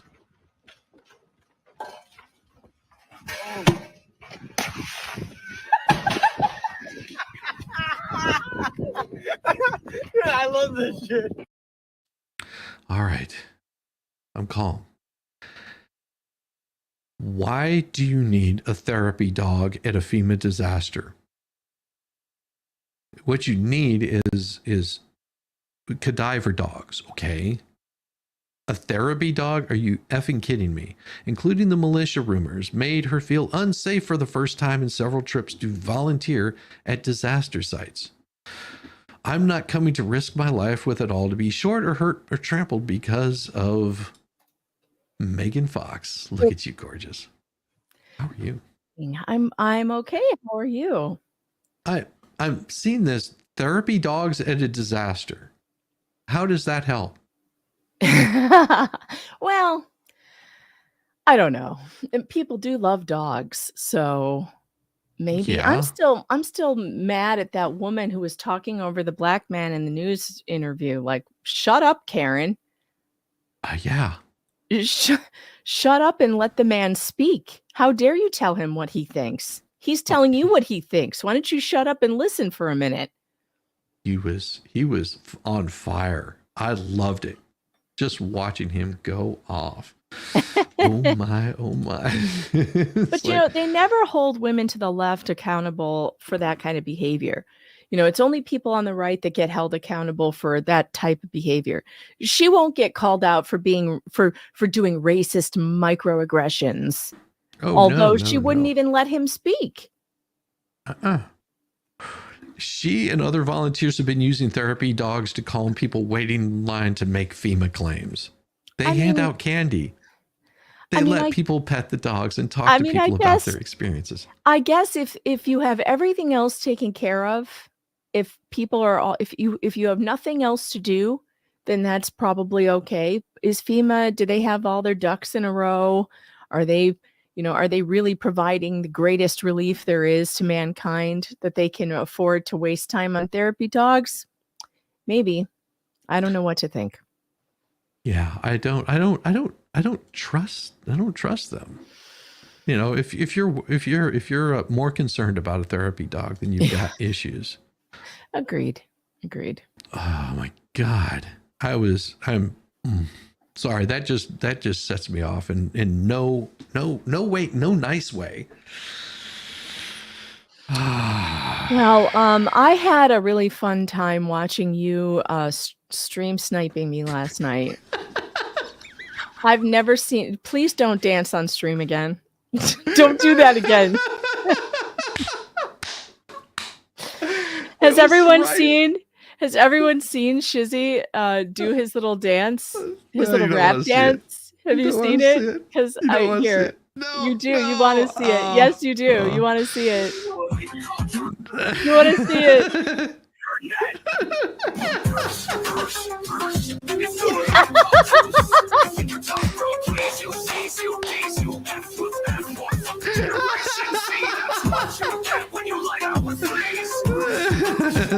Get it, Shizzy. Get it. It's like watching Grandpa at a rap concert. It is funny. I love it. Oh, it's so good. Yeah. Yeah. Oh, and I had people coming in here, and for all of those people that went out there and had to go hate watch. I hope that you clipped all of the times that they were calling for people to go and attack these channels, because I guarantee you that that's what they did, because I was doing my stream and I had people coming in and hollering that they're going to report me. So I hope that people were able to go and clip all of those out there, because Report they will be you for used. what? What would you? Oh be no, they're reported for? making they were actually, from what I understand, they were calling people on, telling them to go out and make false claims. And I hope that you people clip that, and I hope that you grab every single one of those and save them, because those need to be preserved for court. These are YouTube terms of service violations. I mean, everything that they're doing is a terms of service violation. And if YouTube was serious about, enforcing those rules against people, then they would stop it. But they're not. They're selective about who they enforce against. Now, I'm in kind of a quandary, because last night Bruce hit my stream for copyright, and I got a strike. And I didn't think I did at the time, but I did. I got a strike. Now, the reason why he hit me was because I played about 30 seconds of his video where he plays a phone call on a voicemail on a boombox in his messy office of that woman crying and screaming at him and calling him names. Bruce, it's all about you. I can't believe we were ever friends. I mean, she just goes off, right? Now, first of all, him claiming a copyright on that is low in the first place, because it is not his creation. It is just a copy of a voicemail someone left on his phone. Frankly, the person who owns that copyright is probably the woman who left it. Like, if we're going to get super technical.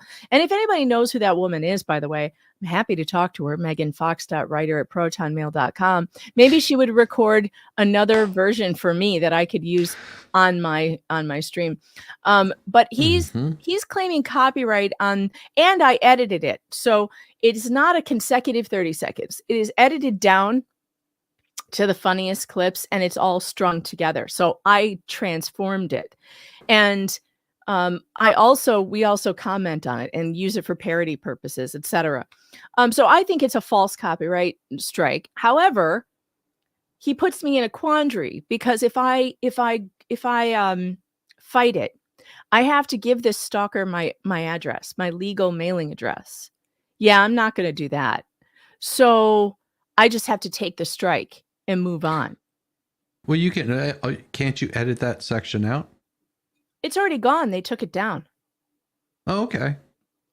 But YouTube you can still took it down, and I can't get it back. It's on Rumble for those of you who want to watch the first part of last night's stream. But here's what you're able to do, because if you're using StreamYard, you still have that video in StreamYard. No, it's not saved, because my memory is all used up, so it's not saved on StreamYard. It should be. That should be. I only have 50 megabytes or whatever. It's all used up. So I have to delete some stuff in my library before stuff will save. Ah, gotcha. I could re-download it from Rumble and edit it out and put it back up. I don't know if I'll do that. We'll see. Yeah. It's a whole thing. Too much of an effort. Too much of an effort for very little. And, here's the thing. He did manage to then get the whole thing demonetized. So I'm not able to monetize that stream, which sucks. We had like over 3,000 people. It did backfire on him. I mean, we had more people watching after the strike than we had before.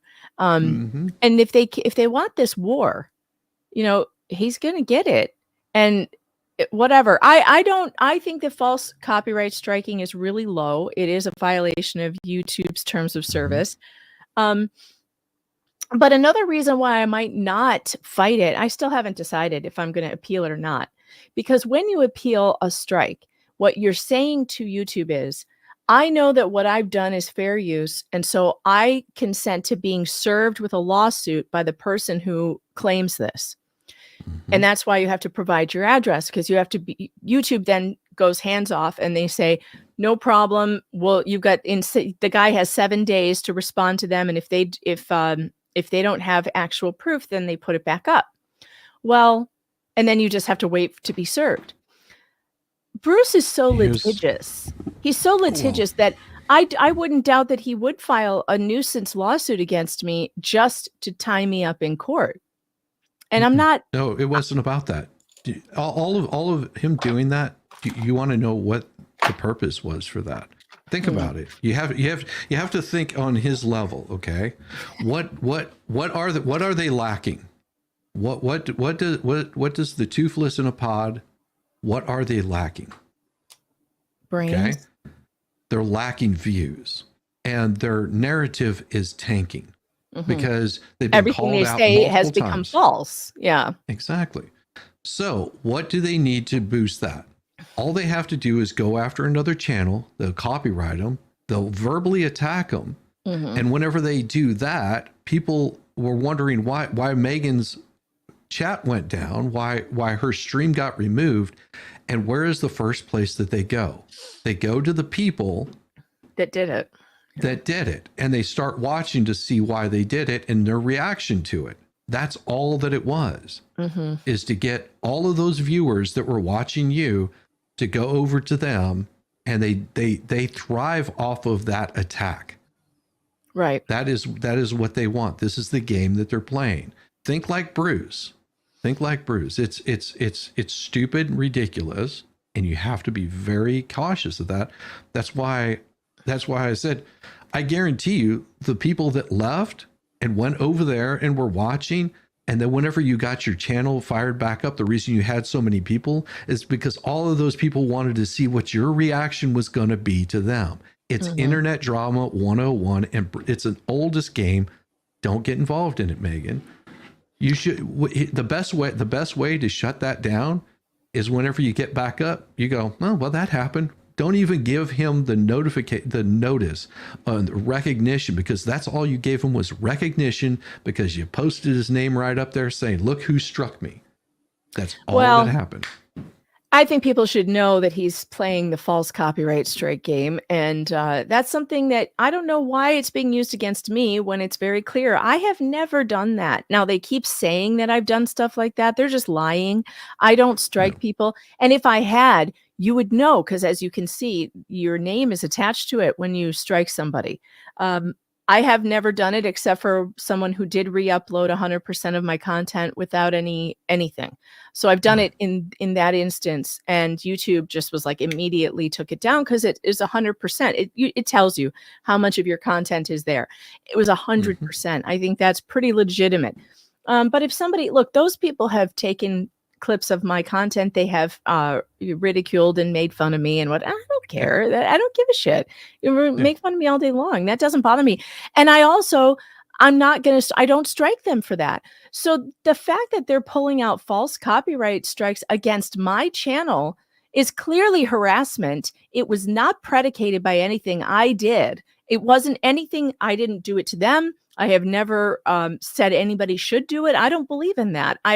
For the most part, I think creators have a right to do what they do. If they want to protect their stuff really, voraciously, and they're very protective over their content, well, that's up to them. Yeah. I'm less so, and I'm not going to criticize Jeremy for being protective over his, but I'm just not that protective over mine, and I'm not going to do it. I'm not going to do it. And it's like they're baiting me into doing it, and I'm not going to. So give up, because it's not going to work with me. You're not going to work with me. It's not going to work. I believe in free speech. I will tell you the things that are against terms of service is whenever you have channels that are telling other channels to go and attack, to file claims against them, to report them, those right there, whenever you have channels doing that, that is not organic, and they do not, YouTube does not like that. And if that is shown to YouTube usually will do something about it, and it's not pretty. It is not pretty. I am gonna file a complaint with YouTube. I have my partner, YouTube partner program that I can notify that this is happening, and I'm certainly going to, because my channel should not be at risk because people are falsely striking it and they're telling people to strike me for harassment and bullying too, which is like, oh my God, grow up. Why? Why? Because I put Bruce's picture that he puts out on YouTube. It's just absolutely ridiculous. This is not harassment or bullying. Everybody here is an adult. You're an adult. We are not in middle school anymore. There's no, this is, grow up, although they act like it. Oh yeah, it is. And do you see what I gave to the wonderful Squid Pro Quo? She got lambasted, and she's being. I don't know why they're threatened going after CPS. Squid. I do not know do. why they're going after Squid so hard. Because she showed up over on Veteran Nation talking about veterans things. You realize that Squid's a veteran, right? No, I didn't know that. And what does that have to do with anything? And why are they calling her? They're calling her a bad mom and all this stuff. It's like, what? But at the same time, these are the same people who can look at a little girl living in a garbage dump, a literal garbage dump with snakes and nails by Lynette's own testimony all over the place. And they don't have a problem with that. They think Lynette's Mother of the Year, but Squid, what? Is not, I don't understand. I don't get it. It's all about clicks and views. We've seen this before. Just go back 2 years. What happened 2 years ago it's all happening again. These are people that have apparently not been around the YouTube for very long and seen the kind of vitriol that people perform. And that's all I'm saying is this is the same stuff. You have to avoid them like the plague. And it is difficult to do because you're just wanting to fight back, but sometimes you just like that's what they're baiting you into doing something stupid. That is all that it is. Well, I'm not going to do anything stupid. I think you've known me long enough to know that I don't do stupid things. It's other people that are baiting them into it. Yeah. So this is what I put together for Squid right here.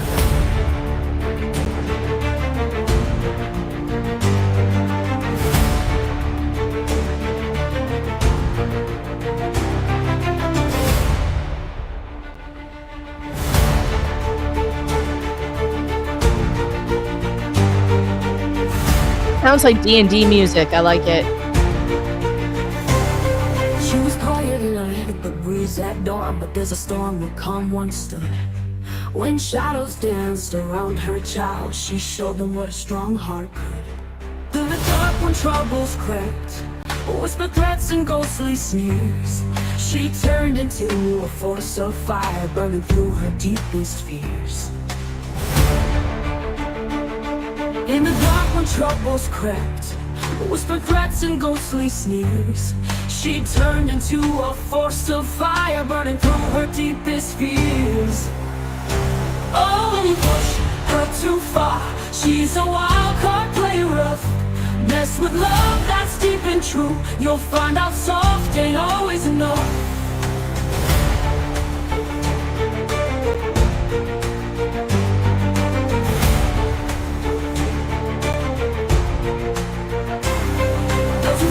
Take her down, underestimated fire's glow.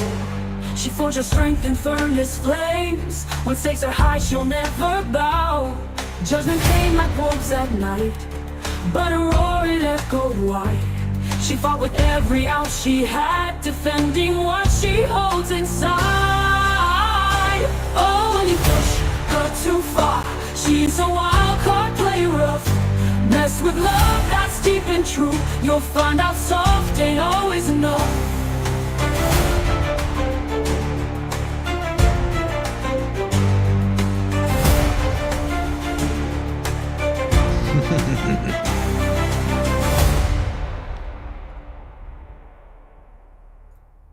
Those who thought they'd take her down underestimated fire's glow.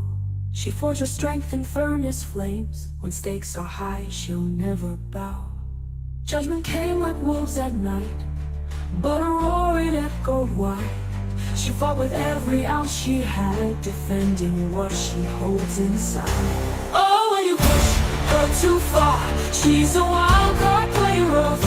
Mess with love that's deep and true, you'll find out soft ain't always enough.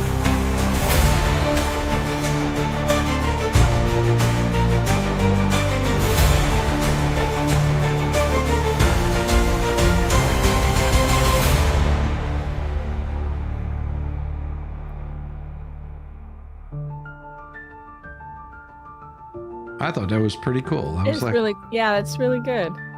Yeah, I can put one of these things together. I did it last night for those guys.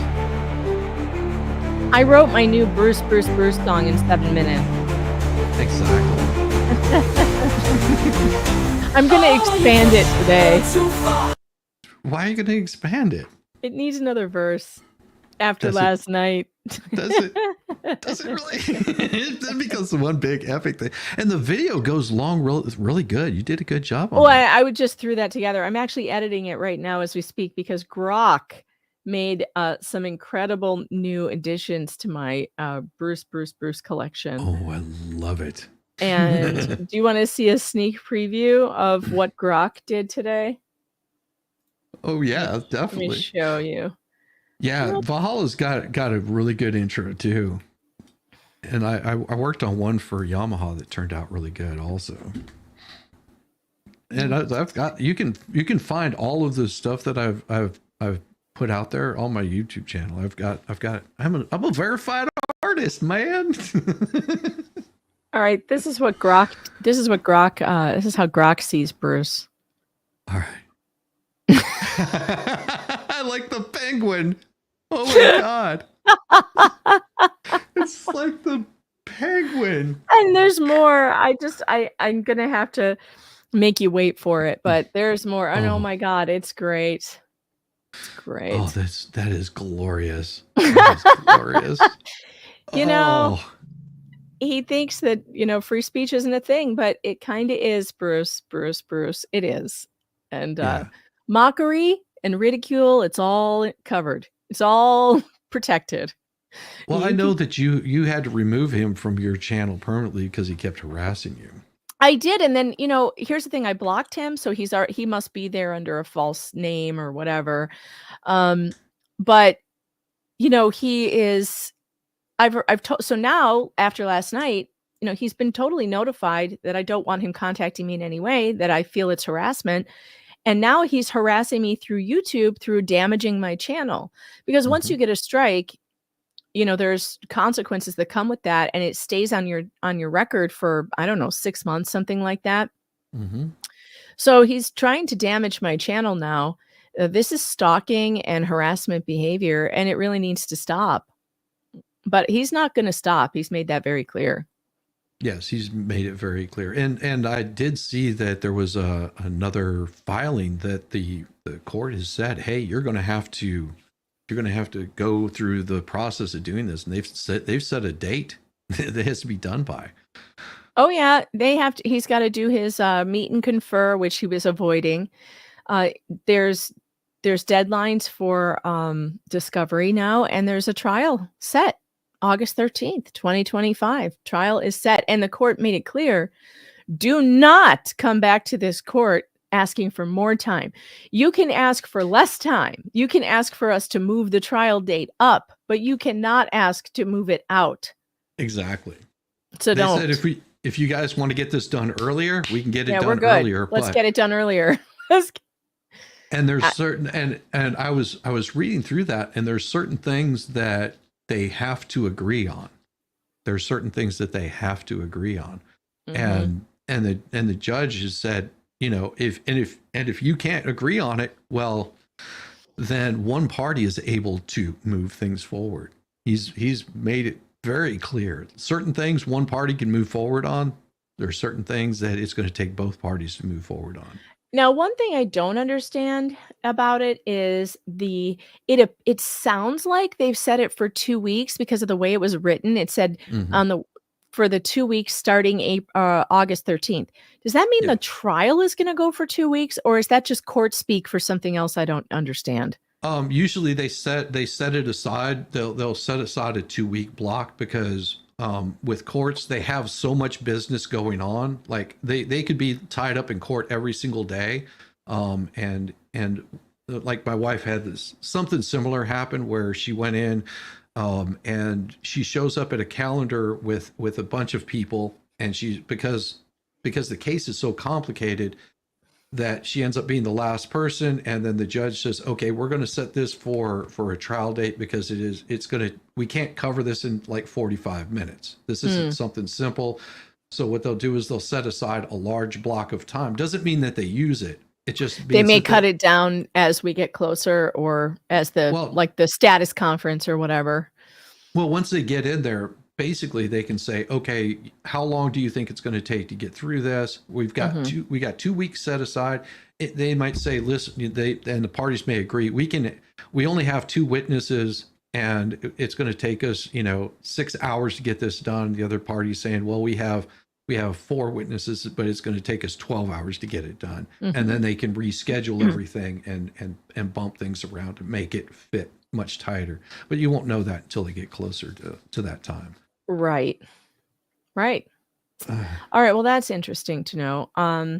I'm going to try and get myself down to Florida and cover that case, because it's in federal court. It's not going to be televised, it won't be on camera. So the only way anybody's going to get to see it is to either hear from somebody in the courtroom or to be there in person. So I'm going to try and set that time aside. So we'll see what happens. Well, that is something that I think a lot of people should be paying close attention to, and knowing that these things are as much as I make and mock and make jokes and things like that, court is a very serious business. And if you're going to court over these, the shenanigans and the effing around is about to be found out. And I mean that on both sides. If Jeremy is making false claims, that stuff gets brought out in court. Yeah, it'll come out.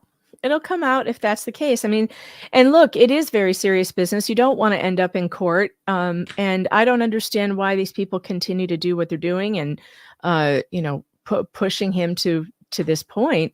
But I don't think that it's safe for anybody to say we're not going to get sued, or for Bruce to say you're not going to get sued.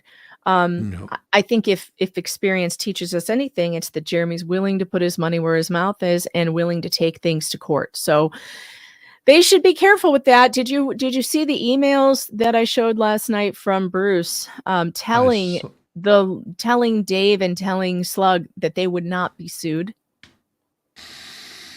What do you think about that? I will tell you, man, I don't put it past anybody. And I said this last night.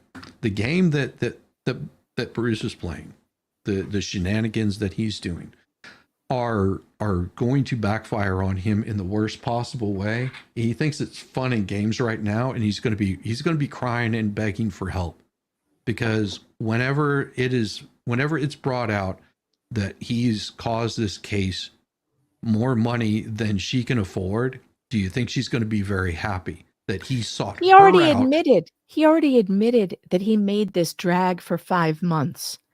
What kind of lawyer admits that in writing and puts it on the internet? Look what I did when I got in this case. I already made it take 5 months longer than it needed to. Boy, I bet the judge is going to love that.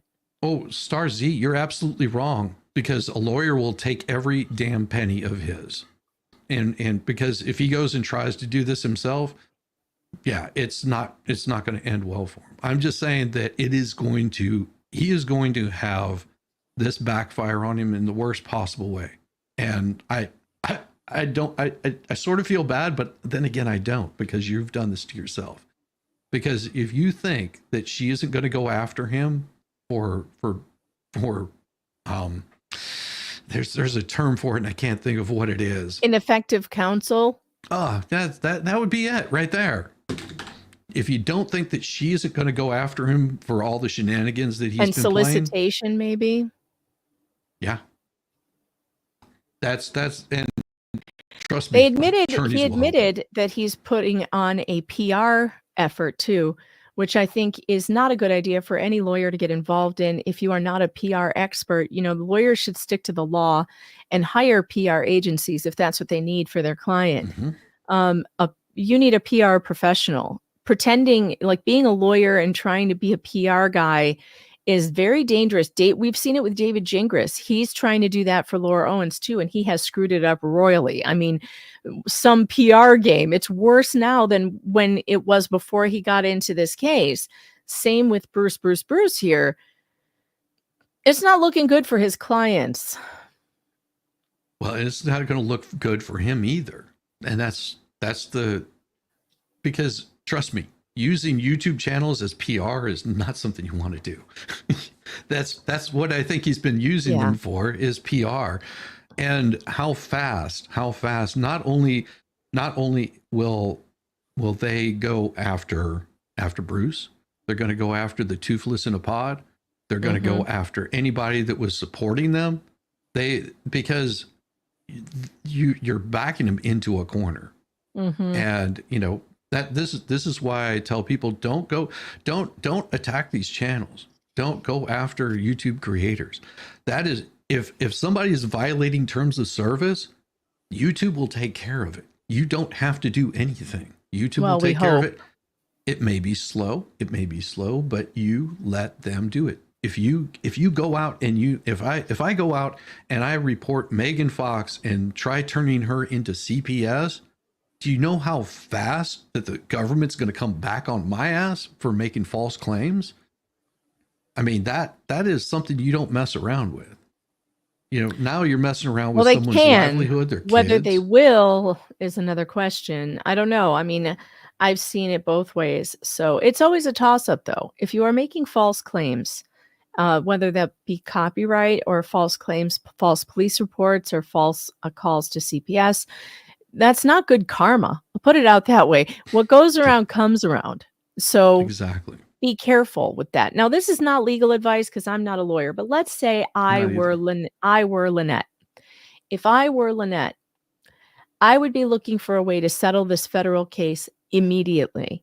That's what I would be doing, because the wind is blowing, the flag is pointing a certain direction, and you can see where it's going.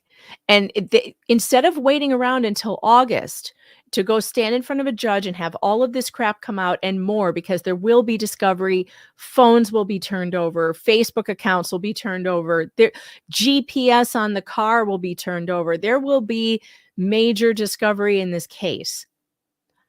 Before any of that happens, I would be trying to make this go away. Just saying. That's not legal advice, but that's what I would do. But unfortunately, her attorney is not doing that. No, he's trying to pick a war and start more lawsuits. He's trying to sue more people. He's trying to talk her into suing more people. I don't get it. They're thinking that they're getting pockets. And he's already claimed this. I already told him all I have is a rusted out minivan. That's what I have. He's welcome to have it. The thing is on its last legs. Probably operates better than her vehicle. Just saying.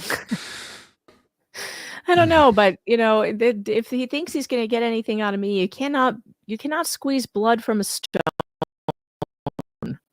You just can't.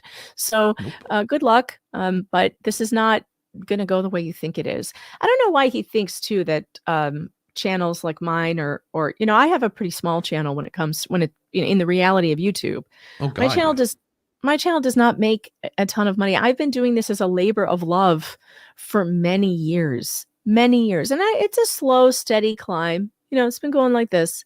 Occasionally it jumps up, and then we get a little down, and then it's slow, steady climb. But this is not anything where I'm not supporting anything on this. Like this is a labor of love, and it always has been. And because I enjoy my audience, I enjoy the topics, and also I have this neck problem, so I can't do much typing anymore. So this is how I get my thoughts out these days. The writing is slowing down for me because of my compressed nerve, but this is not a lucrative endeavor. When you talk about media and how much media makes, and they're always complaining about YouTubers raking in the money. It's like, yeah, not really. Really not really. I'm sitting there going, I mean, think about this. For what I did this past year in YouTube, because I think I've been on for about 2 years now.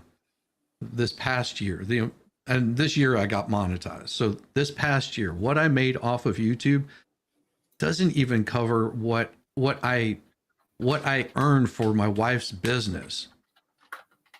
Okay, in 1 week. The amount of money that she bills me out at. Does that tell you that I do this for fun? Because yeah, I could spend those hours that I do at night doing work that actually brings money in. This doesn't bring money in. This is my release. And whenever people start messing with it, it's a lot of fun. And the thing is that like I'm not messing with anybody else. I'm not messing with their channels. I'm living and letting live. Regardless of the nasty, slanderous things that they say about me, and now my children, because they're bringing my children into it too. Yeah. And yet at this, I can, saying ridiculous things like I'm teaching my children to hate by playing Sims. How ridiculous. And by the way, the child I had on my channel, she's an adult. She's almost 19. I know she looks really young. But I don't allow my children on YouTube until they're adults. So yeah, because I saw a little bit of that. I was like, she looks like she's 12. I know she of course, does. I'm an old man. Everyone looks younger than me. No, she really does look really young. Plus, she's very petite. She's even smaller than me. She's shorter than me, and she's really tiny. And she's just always been that way. When she was 2, she only weighed 19 pounds. When she was about a year old, she looked like she was about 6 months old. But she was running around. She was totally bald. She was running around and talking. And she looked like a baby. She looked like a 6-month-old baby. And there were people who'd be like, oh my God, that baby can talk. Oh my God, the baby can walk. Did you know your baby can walk? And I'm like, yeah, I know. She's a year old. I know this. Like, yes. She was tiny. She had to wear preemie clothes when she was born. She was just tiny and small. And she looks very young. That runs in my family. My mother, when my mom and dad got married, they're only 4 years apart, but everywhere they went, people were like, oh, is this your father? Talking to my dad. And, because my mother looked like 16 when she was 21.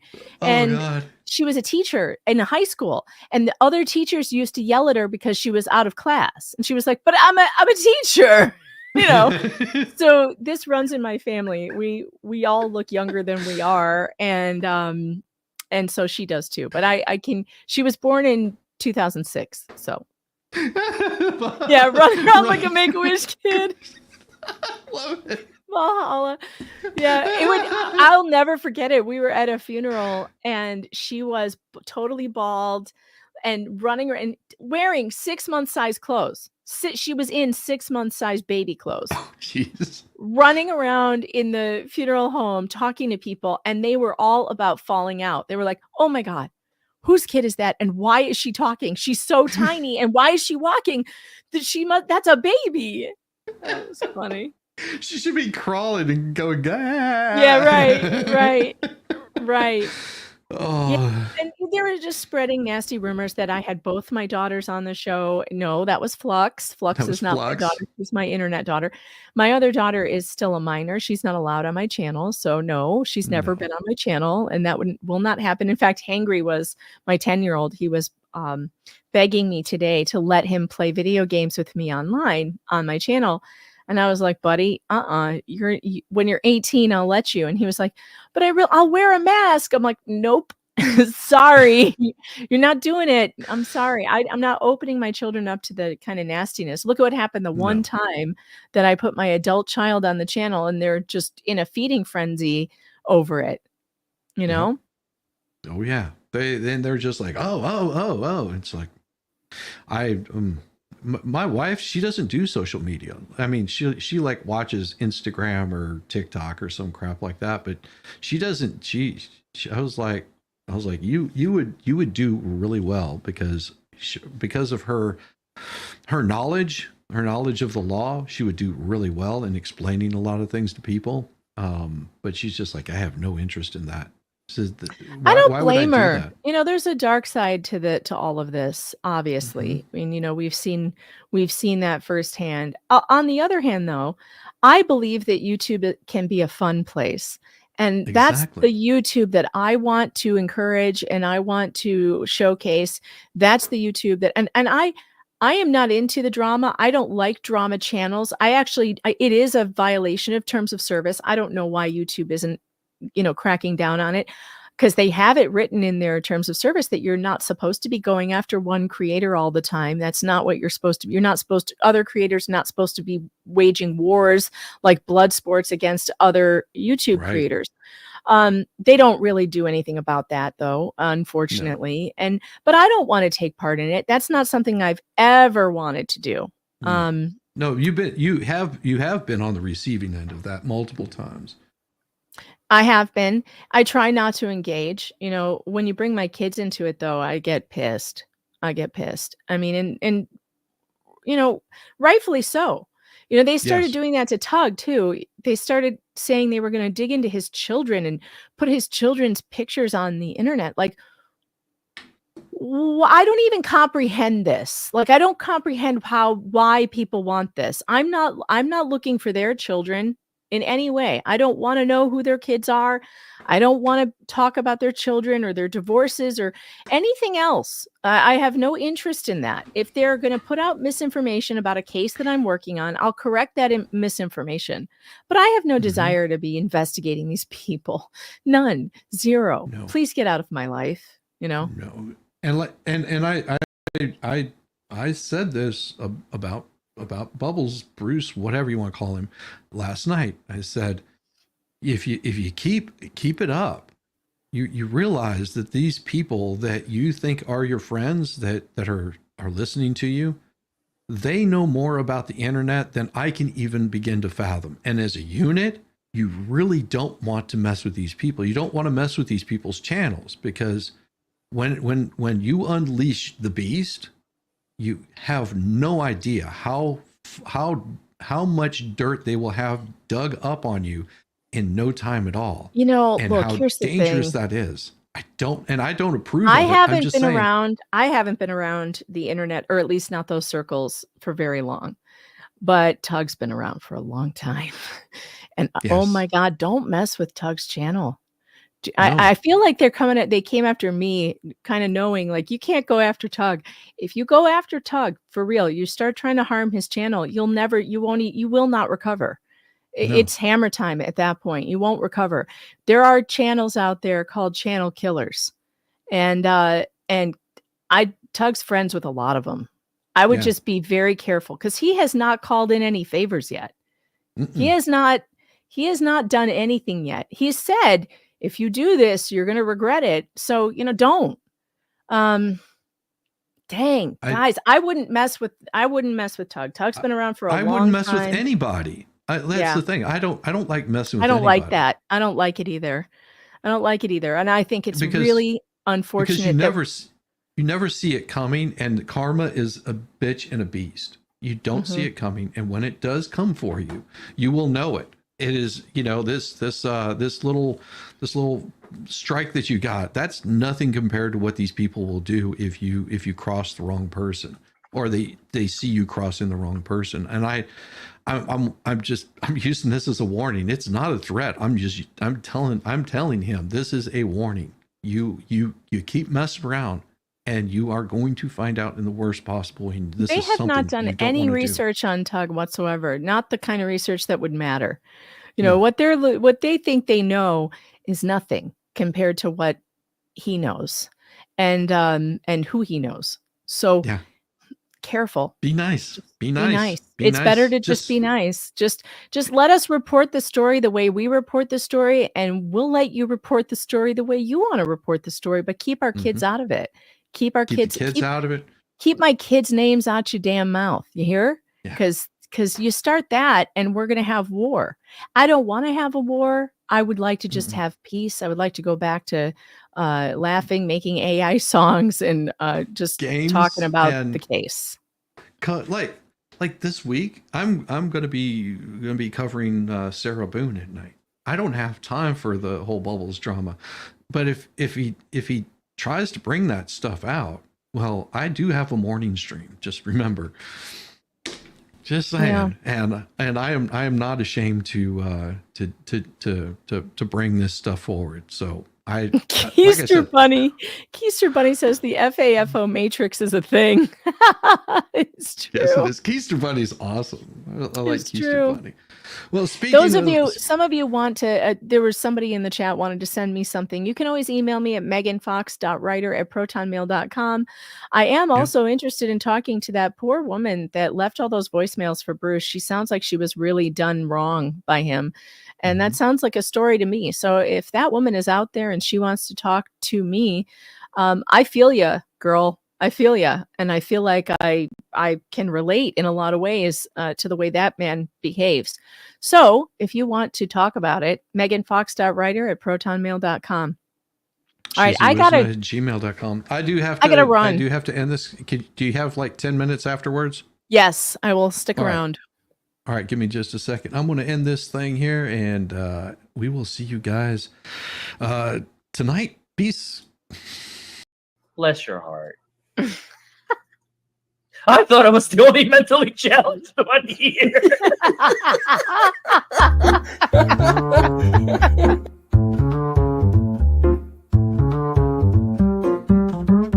Get it, yeah, oh yeah.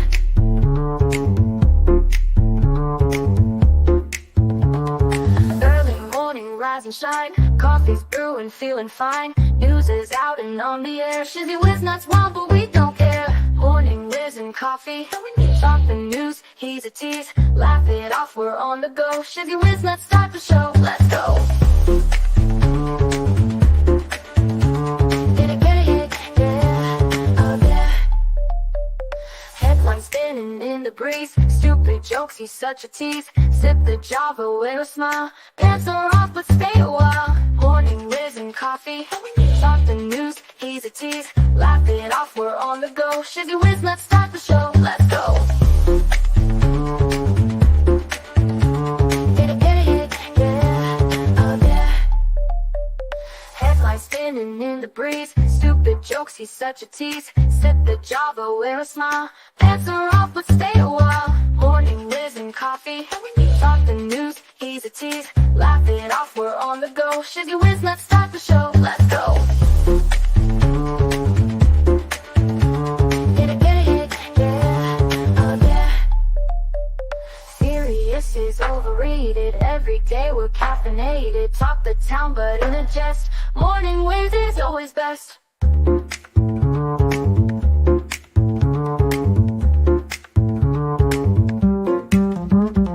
Clock is ticking, time to run. Morning show's a load of fun. Grab your mug, don't spill a drop. Laugh your ass off till you pop.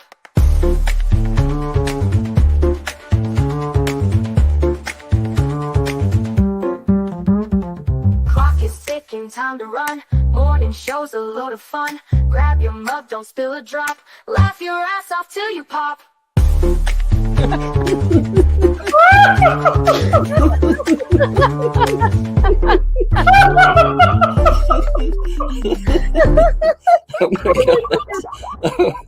Oh my god, Shizzy breaks Larry.